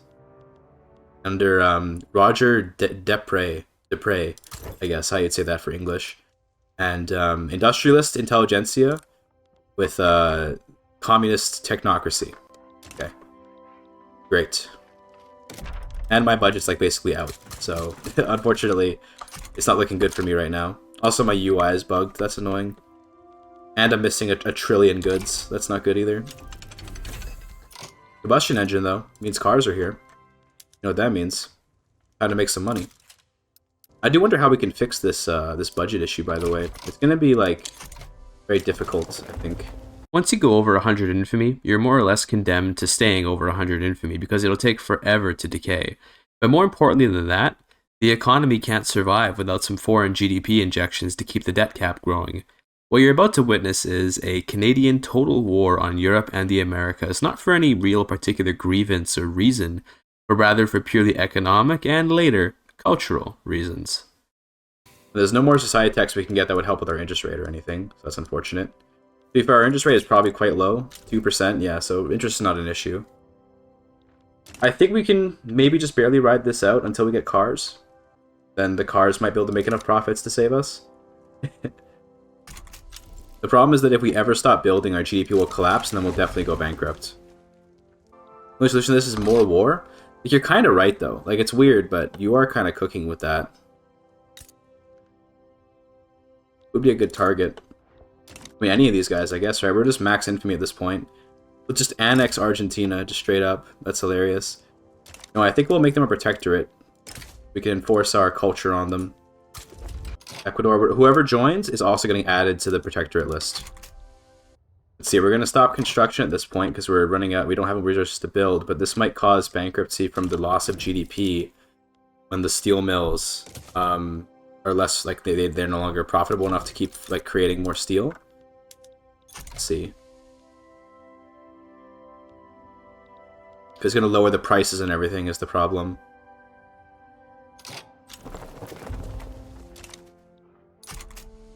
Oh, it's so scary. We're like right on the cusp of it. But like for real though, if we can just pause construction and be safe, that'd be great. But no, I see we're gonna default now, I think. Like we're just barely on the edge of defaulting at this moment. Let's turn off some of these decrees. We can add some taxes maybe to try and survive. Look at that, we're almost okay. Turn these off, these are just memes anyway. Okay, okay, okay. Nice. Positive budget, but might already be too late. Maybe we managed to get just enough building going that now the private sector can handle itself. Maybe. Maybe. See, we're still building a little bit. Looks like we're actually okay. Refined steel actually will do a lot for us because it'll make everything get more throughput. That's kind of huge. What do we want to call the steel? Do we want to give a special name to this? I can't think of a good name for, like, Canadian Brazilian steel. I don't even know. We'll leave it for now and come back to it, maybe. While this war wages, we can get working on protectorate on Chile as well. Now that the budget is in a safe place, albeit a precarious one, and these wars in South America are going smoothly, I'm actually going to skip a significant chunk of time here to bring you up to the part of the run where we just go totally ham. It's time to invade Europe. And we're doing this because it will secure the economic future of the nation, but also because there are some folks who can turn Canadian there, such as Belgium. In terms of what we get by adding our culture to the nations of Europe, the answer is, in all honesty, nothing. There's not really any reason to be tacking our culture onto these countries except for the meme, which is accentuated by the fact that, for whatever reason, the game is always adding Franco-Canadian culture to everyone that we assimilate, instead of Anglo-Canadian. The French-Canadian cultural invasion has come to bring upon Europe its wrath. We're gonna Canadianize Belgium. That'll be our first European-Canadian group, the Belgians. Only Portugal's gonna defend them? That's so funny if that's the case. It's gonna be the easiest war ever, in this case. In fact, yeah, let me add more. Let's take, Actually, no, that's fine. I don't really care about all the islands or whatever. War crimes? Wow. That's fine. Kill rate plus 10%, so totally worth. Almost willing. There it is. Beautiful. This should, like, totally ruin him. We'll get New Africa's Protectorate soon. What's your prestige at now? 206? Yeah, that might be minor power status. I don't know. He also might bankrupt again, in which case he'll definitely go minor power. Here comes the war. Yeah, only Portugal decided to defend them, so I guess they're just gonna get absolutely wrecked. Britain? Can I just go and conquer, like, your capital? Can I just take the home counties? Yeah, no one will join. Yeah, sure. Alright. Yeah, but perchance could I transfer... Okay, okay, India already got free. That's fair. Let's conquer home counties, West Country, Midlands, York, Lancashire, and I guess Wales, just for the aesthetics. And then, can we get the lowlands? Anything else we can grab? Guatemala, Malta? Yeah, don't worry about it. There's Ford automobiles. Oh yeah, dude. Look at those profits. That's crazy. Getting a bunch of migrants in here. Very nice. Despite my new computer, we are, in fact, getting just a little bit of lag here and there. Which, you know, is only sensible this late in the game. Belgian Protectorate complete. And then you can naval invade from the north just to add extra pressure. They're done their battle anyway. Okay, Britain, we're in London. There's Portugal gone. That's just really funny to see just Canada there. We'll incorporate those because why not? Oh, you know why, dude? It actually makes sense why we're conquering Portugal, not integrating them. But we conquered Brazil, and now we're conquering Portugal. It's like, you know, this is the full circle of uniting Brazil and Portugal. In fact, we could actually grant Portugal to Brazil. I can build the Peña Palace. That's funny. We could actually grant like Portugal to Brazil and release them later for a funny meme. All right, Argentina becomes Franco-Canadian. So I get the feeling because these guys mostly speak Latin, they're going to take on Franco-Canadian, they're not going to take Anglo-Canadian. So this is now Argentine and French-Canadian Argentina. Hell yeah, dude. Hell yeah. I think next will be Peru, Bolivia. Yeah, now we're losing some cohesion, but we'll get it back. It's okay. We should see some Canadians in Buenos Aires, by the way, because they have we did that button. And I see there's like a 2.5% population of Franco-Canadians here. Very cool. Look at that. I didn't take East Anglia, though, so the aesthetics are ruined. I've ruined the aesthetics by not taking East Anglia. That's alright, though. I should be able to incorporate these really fast, because we share a language. So we can actually get these incorporated in like 3 years, I think. 8 years, okay. Right, because language but not heritage is shared. Cool, though. Next war. We need to conquer... Right, we need to conquer Cuba. We've been waiting on that for a while. Coming up on a 6-hour stream, by the way. Feels good, man. Feels good. Japan sides with Spain. Interesting choice. Germany side. Okay, that's okay. Now they're not going to back down. I should have known. Belgium sides with them, too. Okay, wow. I haven't really done one of these, like, max infamy runs in a long time. Last time I did it was as France, but it could be fun to do a France, like, making the world French type of playthrough sometime, but the problem is you won't have a Germanic language. I'm trying to think if there'd be a way to get one, but I guess if you were to form Central Europe, then you could have, like, all the languages ever, but then it's, like, not the same, you know? Alright, Canadian Chile. Are you ready? Still not ready. He's still not ready yet. Alright, France, you're being a coward and not fighting. Fine. But I want to conquer you now. There you go. We're just going to take a little bite out of France real quick. We are gonna stop the stream pretty soon because like it's getting late for me as well, and I'm getting hungry for dinner. But I do want to at least do a couple of these Canadianifications first. I at least want to get. Oh, game crashed. Okay, well, shit. That sucks. That was very coincidental, yes. But we are going to end soon. But I need to at least make Belgium Canadian. Just for that one guy in my Discord that's Belgian. You know who I'm talking about if you're in the Discord. Just for that one guy. We gotta turn Belgium Canadian. But I think it'll make them Franco-Canadian, which is fine. It's still Canadian, but I think it would have been funnier if they all turned Anglo-Canadian. I think that would have been funnier. Okay, France is gone now, I think. Yep. Big conquest with that. The America War shouldn't take too much longer. Did you actually get back to great power? That's so funny. He must have bankrupted though. He's back down to like no prestige. Or I guess not, I don't know. I don't know why he's low prestige again. New Africa. Big protectorate.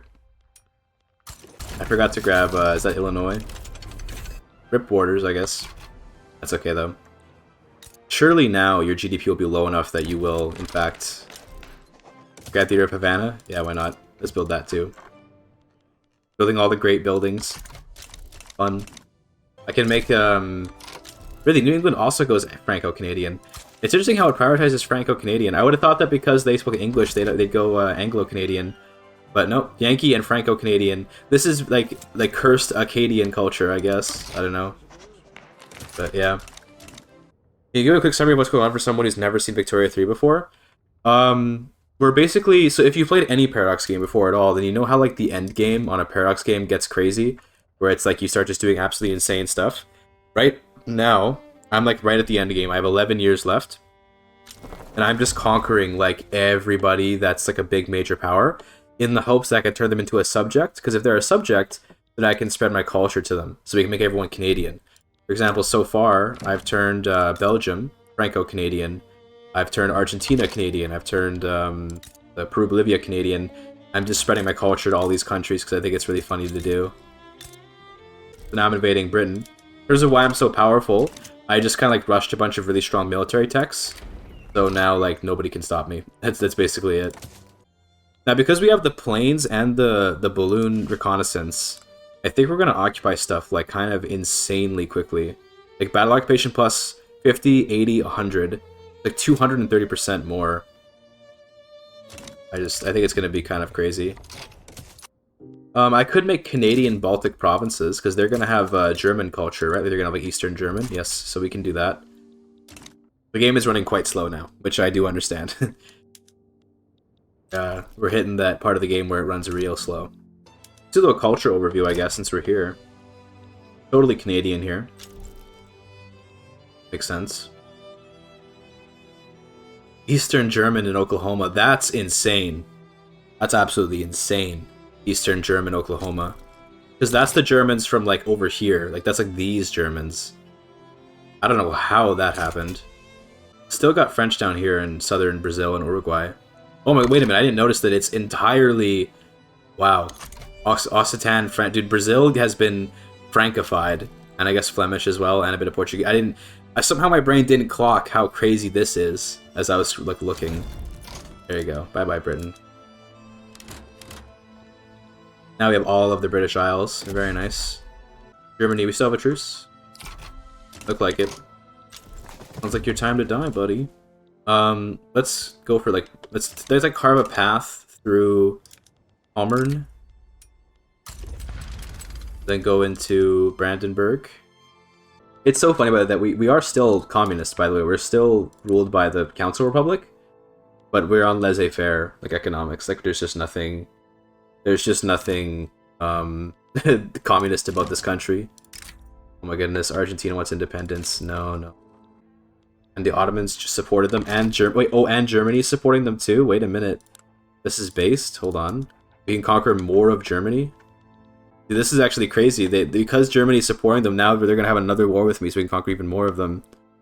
They get me Hesse. Gotta make sure not to overlap with stuff that we've already claimed, of course. Mecklenburg.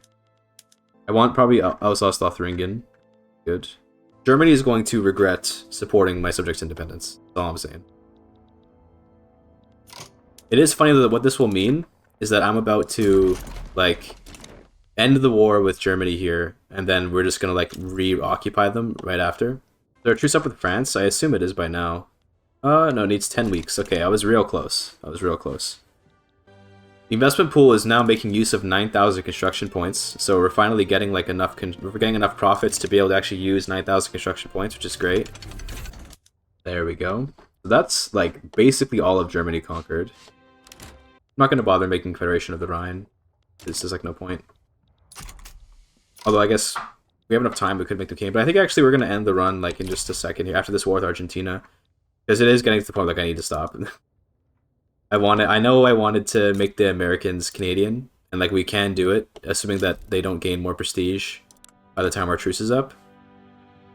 But I'm sort of out of time. I've been out of time for a little while here, and we kind of already achieved a lot. The whole point of the run at first was to just make a bunch of rosewood in Canada. It's really funny and weird, but we kind of went far beyond that. Ended up doing a whole lot more. Kind of crazy, making 11,000 prestige hardwood. If you look at the world market, how's it looking in here? We're a massive exporter and a massive importer. That makes a lot of sense. What is my trade center doing? I know I have like 1,000 trade centers here. Oh wow, that's a lot of money. It's just cars, just exporting cars. We've got 20,000 Ford cars going out to the world. Wow, okay. Well, that's cool, but either way, yes, I do need to go. I know it's a little, I mean, I say anticlimactic. We did a lot of crazy stuff here, but we managed to hit 1.6 billion GDP, which, you know, is fine. When you conquer everything in the world, you get a lot of GDP. I think it was really fun doing the Canadian-Brazilian Union type of playthrough. That was really enjoyable.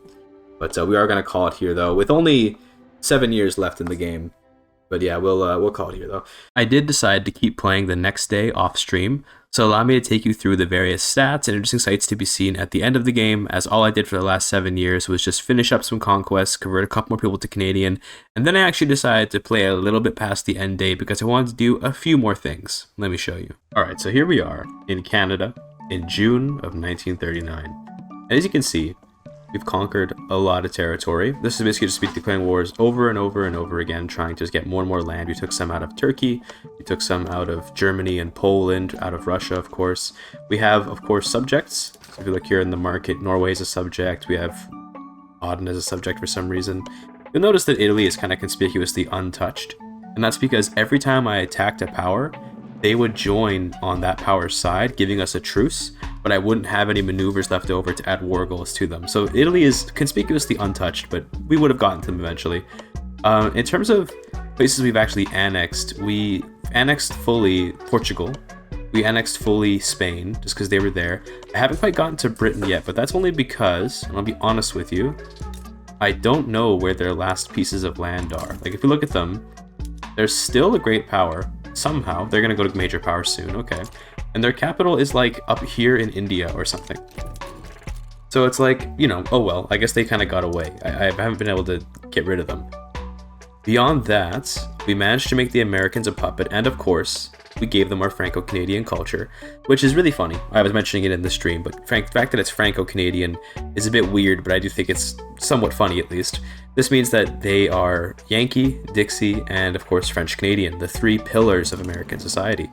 We also have New Africa here, again, Afro-American, Franco-Canadian, excellent combo, and we'll see this pattern happening across Europe in general as we spread the culture to quite a few nations, such as Sweden, Swedish Franco-Canadian, Norway, Franco-Canadian. Beyond that, like Argentina, we already saw these in the stream, but they're also Franco-Canadianized. In our colonies, I haven't ruled these long enough to swap their culture over, so if we look at our block leader action, I'm out of cohesion anyway, but I only just got these guys, so I can't make them Franco-Canadian, but we certainly would if we had the cohesion and the time to do so. There's our GDP, we've got 2.8 billion, most of which was conquered from Europe, but also we've been building it up. One thing we've been doing a lot of actually is trading. We'll look at culture and stuff in a minute, by the way, you got a peek there, but I have 2,000 trade centers here in Ontario, and it's not even fully employed, and it's making a lot of trade. We're mostly looks like importing tea, importing rubber and opium, probably from India, and then we're exporting like motors, engines, tools, and guns, and everything else basically. And also some tanks. Okay, we have a couple tanks. That's pretty funny. I wonder who's using them. Regardless, let's look at the demographics of places like our most important provinces. In Ontario, we have 85 million people, which is more people than there are in all of Canada to this day. So that's pretty funny. 81 million people here. It's mostly Canadians and Englishmen with a lot of other cultures. I'm not going to list them all out, but there they all are for you. That's a lot of people. And a lot of them are atheists because, of course, you went stay atheist a while ago. This is almost as many atheists as there are total people in all of Canada, by the way. Very impressive. To the east is Quebec. Significantly less impressive at 14.8 million. Still impressive, to be clear, but not quite as much. And they have mostly, it looks like, Franco-Canadians, of course, and then some Indians, Ukrainians, and so on. Very nice. Beyond that, I mean, nothing too big elsewhere. I mean, 8 million people in Alberta is kind of crazy. Like, this is a lot of people for the Plains, but it's not that crazy for Victoria 3. In British Columbia, again, not that crazy with 8 million. But if we look at the culture map mode, we get a little bit crazier. So let's have a look at that. Albania in BC is very funny. I really couldn't tell you how this happened. We only conquered Albania relatively recently, and somehow 1 million of them have come here. It just works, I guess. The Assamese Yukon territory is really something. Russian plains is weird. Again, I don't know how this ended up happening, but it did. And then I guess English, none of it. That's where we exiled all the British people after we conquered Britain, I guess. Speaking of Britain, we have a Gale Highland, and that's about all that's really special up here. Beyond this, Europe is actually relatively normal. Like, there's not really anything weird going on here that I can tell. The complete Turkification of the Balkans is definitely weird, but this tends to happen in Victoria 3 because the AI likes to do a lot of assimilation. So this isn't that unheard of, but it is still funny. What's more funny is how some of Africa is really taken to their European overlords. So we see that West Africa is very Scotified and Englishified, which is always funny to see. French, Western Sahara, again, just strangeness. Similar thing happening down in South Africa, albeit to a much lesser extent. There's a lot of Englishmen here, but they haven't really moved into the west of South Africa, I guess. There are a lot of English people here, I guess, but still a bit weird. Where we get really weird, though, is looking at Brazil. This was weird last time we looked at it, but as you can see, we have turned Sao Paulo Franco-Canadian, just barely. It's more like it's split between like 4 cohorts of like French Canadians, Occitans, Afro-Brazilians, and French people, and then more small minorities after that. Pretty cool. We have Yankified the northeast, the Pernambuco region, which is also funny, and we see Portuguese and Spanish settlers moving in to sort of outpace the Nordestinos, and again, the Occitans ruling in the center of Brazil. Very, very cool to see, and the French of Uruguay still dominate. Beyond that, looking at the rest of the map, not really seeing anything too strange. India's looking normal-ish, I guess. Hanification of Mongolia, but we see that happen pretty often. Again, it just tends to happen. Azerbaijani Kamchatka is definitely an obscure one, but there it is. In terms of America, I mean, it's nothing too crazy. The Eastern Germans of Oklahoma have been replaced by the Siouans and the Cherokees, although Eastern Germans are not far behind to becoming the next plurality, so give it a bit of time, maybe they'd grow more. Serbia and Utah, so I guess instead of being where the Mormons are, this is where the Orthodox are. Alright, my cat's running all over the house, she's making a lot of noise, but we love her for that. Dixie, Baja California is definitely funny. Let's take a look at the religion map mode now, so we can get an idea of how that's looking. Very atheist Canada, very Protestant America. This is just pretty normal. I don't think there's anything weird about that. Europe, again, nothing too crazy here. A lot of atheists in Britain, but this is nothing too off the wall, I'd say. Okay, my cat's really making a lot of noise now. Totally atheist Japan is definitely a funny one. I like to think this is like worship of the emperor. Instead of it being like that they're actually not believing in a god, it's that they abandoned like Shinto spiritualism and they just worship the emperor or something. Although they're a council republic, so I guess no, they're actually just communists. Never mind, they're just total communists. Resuming our look though, we see otherwise relatively normal. Nothing too crazy. Catholic, Eastern Africa is, something. In terms of Brazil, again, a lot of Catholics, a lot of atheists, but that's mostly because of our own influence. Completely atheist Mexico is definitely weird, though. How about the standard of living? Let's take a look at that map. So the highest standard of living in the world, I believe, is currently Belgium, which I think we can check here. Yeah, it's currently Belgium at 27. Remember, these guys are part of our markets. That's why they get such good, standard of living. It's because the market's very, very strong. Same with Norway and Sweden. They're part of our market. A lot of the smaller nations that are just kind of members of our community, they've gained a lot of standard of living. Oh, and I wanted to show off, by the way, the United Baltic Provinces. They have Eastern German for a Germanic language. They have Russian for a Russian, Slavic language. And they have Franco-Canadian for a Romance language. So these guys can truly speak languages that are in line with like almost all of Europe. Very impressive. But regardless, they're doing very well standard living wise. In terms of GDP, I mean, it's pretty obvious that I'm the big number one, but second to that is Russia at $500 million. And that's because we haven't really done much to Russia. We took their westernmost states, but these are not exactly their most important ones, so it's no big deal. We could have cleaned up this area more, but it would just take so long, so I didn't bother.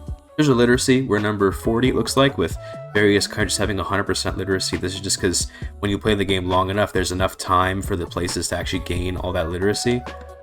In terms of standard living, to better represent our actual important provinces, we can see that Ontario's got 21.6 while having like 500,000 peasants, or rather 500,000 unemployed, which is not bad. We have no social security, so they're just kind of suffering, I guess, but they'll make it work. Quebec has 19.8, Manitoba at 18, Saskatchewan 18.1, Alberta 19.7, British Columbia at 18.8, and the territories probably are a bit worse, 16.5 for Northwest Territories. Also 1.2 million people living there. How many people live in Northwest Territories in real life? I want to know. There are, in real life, let's see, I'll just pull this up here. There are 41,000 people living in the Northwest Territories. So that's kind of crazy that it's that much higher than real life. Even the Yukon with 630,000 is a lot. None of it with 381,000. This is a huge compared to the real life population of these places. Naturally, we got to look at the companies, of course. We're going to start with Alton Altai's Cuban Canadian maple syrup, making almost $1 million in profits.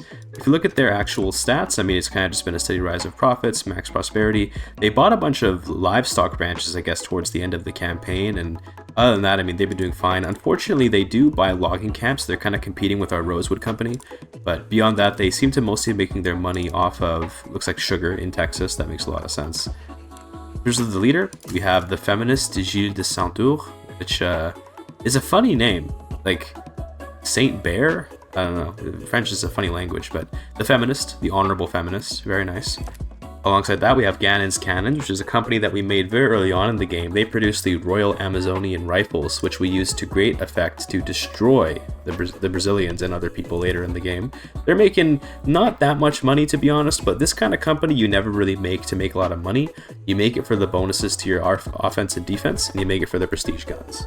Next, we've got Hoopty-Doopty's long-range trains, which are actually kind of suffering. It looks like they're not really making that many profits, unfortunate for them, and their prosperity is down. They're good for the trade capacity, but really, I guess they were there more because we wanted to give a little homage to Sao Paulo, which is the original name of this company. It's the Sao Paulo Train Company, or whatever it was called. The leader is Laurent Olivier Jeté. Jeté means like thrown away, as in like thrown in the garbage, so that's a really funny last name. If there are any more proper French speakers, you want to let me know like if this is kind of an embarrassing last name to have, because I'd be sad to be named Thrown Away. But he's a market liberal petit bourgeoisie, so I guess he's throwing away like the government is the idea based. He is kind of arrogant, so it makes sense. After that, we have our first sort of actually really big company, which is the Banger Cakes Brazilian Steel. 7.39 million pounds of profits, which is like a lot. That's honestly absolutely insane. And if you look at where it comes from, it seems to be mostly steel mills and like some of their overseas stuff, but none of that doesn't matter very much. It's basically just like all these steel mills in various states and the iron and coal mines. I had mentioned in the stream that coal, iron, and steel are like extremely powerful company buildings, and I have been proven to be correct here because, wow, this is a lot of profits. I think it's the most I've ever had. Won't lie, I think that's the most I've ever had. But moving on to that, we have the sort of actual topic of the entire stream. We have Magic Ramen's Magical Hardwood with almost 1.5 million pounds in profits, making Rosewood. Again, same story. They're going to be making most of their money on logging camps, although in this case, also paper. Didn't expect the paper to be so good, but yes, logging camps up in Ontario. This building over here is making quite a lot of money. We're even using chainsaws on it, and it's making tons of rosewood, which we're using in our furniture to make some Canadian rosewood furniture. I wish that it would actually change the good a little bit, but it's not a big deal. The leader of Magic Ramen's Magical Hardwood is Eli Hayes, a market liberal Anglo-Canadian. Very basic, whatever. Did I look at this guy? I didn't look at the leader of Banger Cakes Steel Company, so this is Elesfort de Gonzague Bailerger. Man, this guy has a name, dude. That's like, I don't know what to say about this name. I have trouble reading that, but that's a name. That's a great name. He's inexperienced. I mean, the name gives it all away, doesn't it? After that, we have Massey Harris. This is a very successful company as well at 3 million pounds of profit. Very nice. It's run by Charles Trenholm. I was supposed to say Charles, like it's French, but it's Charles Trenholm, Anglo-Canadian, Republican, whatever. He's making a lot of money doing tools, I assume. Yes, 470k in one building in Ontario. Very nice. If we can get more rubber, we would be able to actually do a little better here, but we're already making quite a lot of rubber. As you can see, the top 4 rubber producing nations are our subjects. So these are people contributing directly to our market, and we still have an expensive price on rubber. It's just kind of hard to get a lot of it, so, well. And finally, we have Mainloros Canuck Coops, or rather just the Ford Motor Company, and of course they're making a ton of money because they're making automobiles, and those are always extremely powerful. The leader is Zacchaeus Pope, the corporatist industrialist, and they're making their money off of one gigantic automotive industry in Ontario. 2.7 million pounds of profit on this building. I think this is the most profit I've seen on any individual building. Definitely not like overall across companies and stuff, but on one building, very impressive. Regardless, this is the campaign. We're finishing it up here. I hope everyone has a good new year. I hope you had a good Christmas if you celebrate. This video is kind of like my last video of the year, and I wanted to make it a big one. I say that. The stream originally was meant to just be a Rosewood meme, and that would be the end of it, but it kind of became something bigger than that, and now here is the big, grand, super Canada video. So, to all my Canadian viewers, thanks for watching, and I hope you enjoy, and perhaps get some, I don't know, some, comeuppance maybe over this video. I hope it makes you feel a bit happy. Here's 2026. Hope it goes well for everybody. Looking forward to starting a new year with lots of new content and new stuff to do. Thank you for your time.